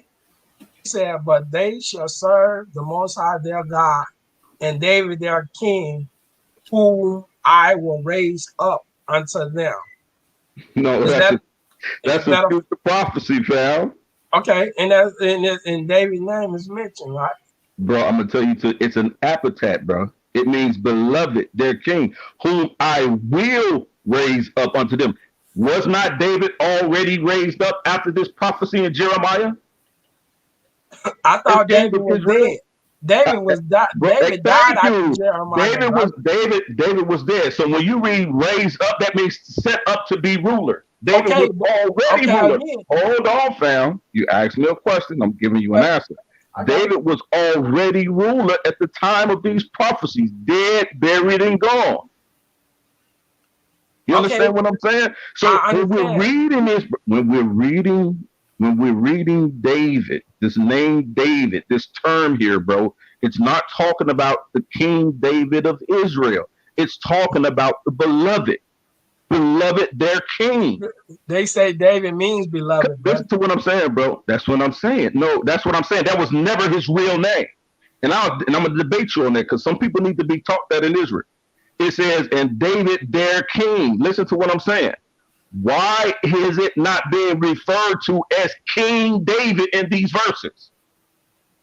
He just said David is king. No, yes, it is, brother. How you gonna sit up there? I'm looking Listen to what I'm saying, bro. Y'all, this is where reading comprehension really helps.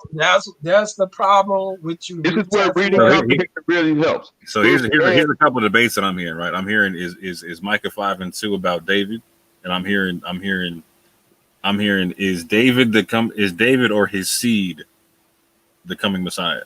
I'll take both those debates in one. How you feel about that, Weeder? I'll take both. Say that again. What's the first? So is Micah 5:2 about David? Oh yeah. Yeah. And we could even put David or Jesus in there if you want to, if y'all agree on that, right? And then we can leave David in there because it doesn't matter. Right. You want this smoke, Yara? Yeah. Bro. So I'm also hearing. I'm also hearing, is David or his seed going to be the coming Messiah? I'll take both those debates in one. That sounds like a good debate to me, Weeder. What you think? Go ahead, bring it on. Yeah, don't come to the debate like that, bro. Come on, bring it on. I'm telling you, you better get your smoke detectors, bro. Hey, check this out. Already lit on fire, and the thing is, when I light up, hey, it's gonna be flame. I'm letting you know that, y'all. So you sure you want this heat? Man, I don't repeat myself now. Yeah, okay. Yara sounded, bro. I can tell you right now, Yara sounded. He sounded kind of confident. He sounded real confident right now. Yeah. He put a stack on himself right quick. You feel me? Oh man, there's so many scriptures about that. Israel needs to be taught about David's name. We keep saying David. They're referring to him as their adoration towards the King of Israel, which means beloved. And see, we got to deal with this, bro. So, you know what? So when we got to do this debate, fam, because I want to see this with myself. Look, this is why I say people butcher the scriptures. So this is how I know the tactics is, right?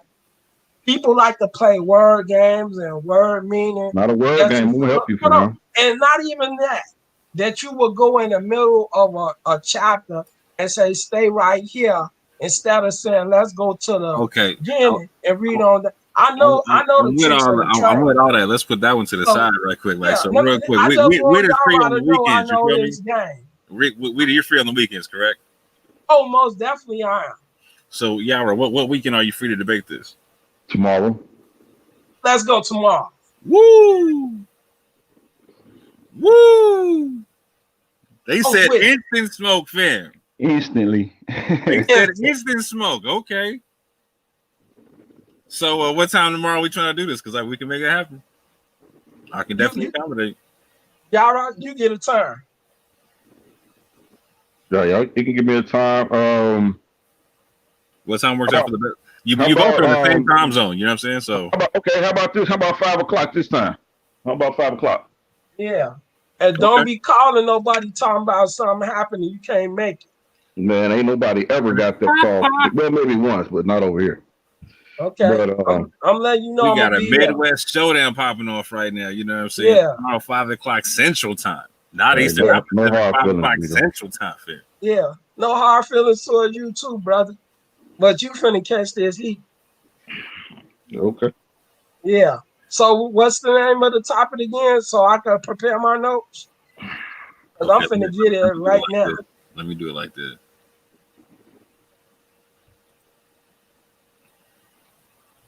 Like a 5 and 2.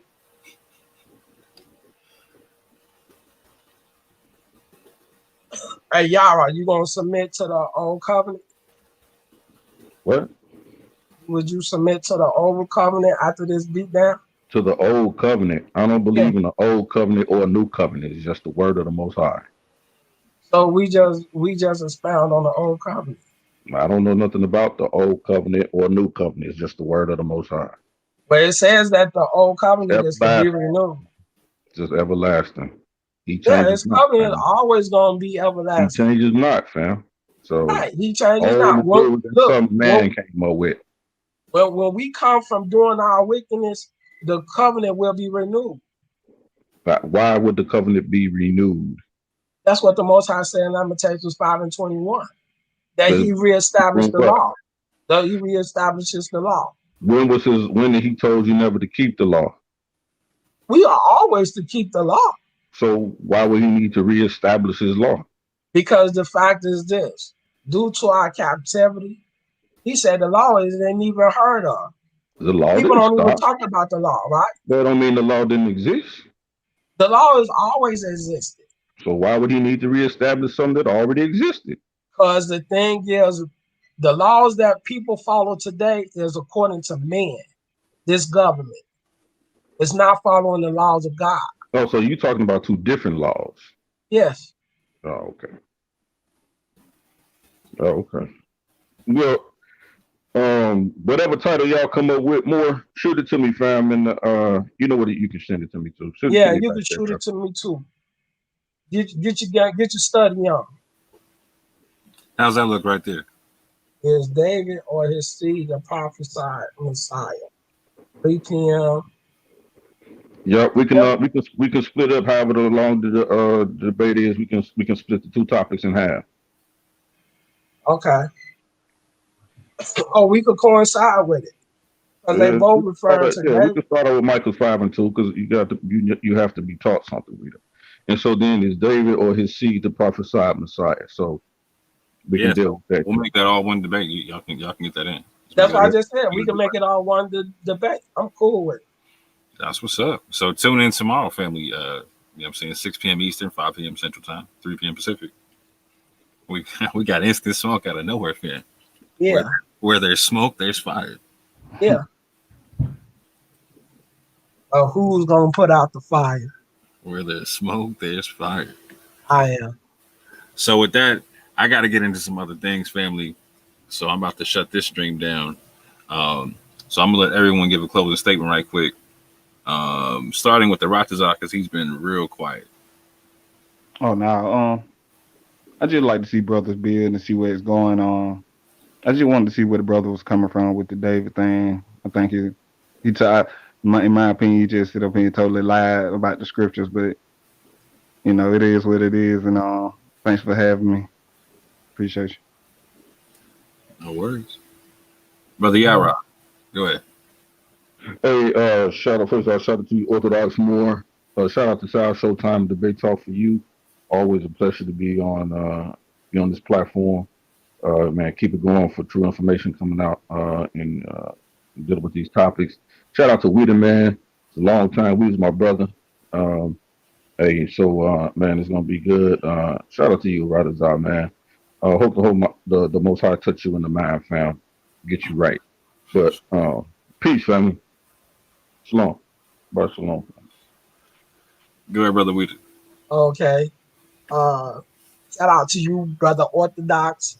Shout out to SALSHOWTIME and to social media out there. Um, it was good talking to you. I ain't talked to you in a minute, and I just want to say to the brother Watazar, hey brother, if you feel as though that I'm lying on the scriptures, you could get this debate too. I don't mind. So whatever topic you want to come up with, you can already know who to spit it to and bring it back to me. If you think I lied, prove it. That's the only thing you got to do. I'm not bagging down from nobody. I'm taking debates all over the floor. I'm just here to let you know that. So, Rataza, if you want to get at me for a debate, you know what I'm saying, the orthodoxmore@gmail.com. It is on the screen. We can Yes, definitely sir. make it happen, Gavin. Most definitely. I look forward to debating you one day, real soon. So, with that, family, I'm going to say stay tuned for tomorrow. We have a debate set up with Ouidah Israel and Brother Yahweh Ben Nazareth. Is Micah 5:2 about David, and is David or his seed the prophesied Messiah? Again, that will be at 5 p.m. Central Time, 3 p.m. Pacific, 6 p.m. Eastern. So with that, I say thank you for tuning in. Thank you for your questions. Thank you for your interactions and whatnot. Thank you to everyone who jumped on the panel. Peace and love.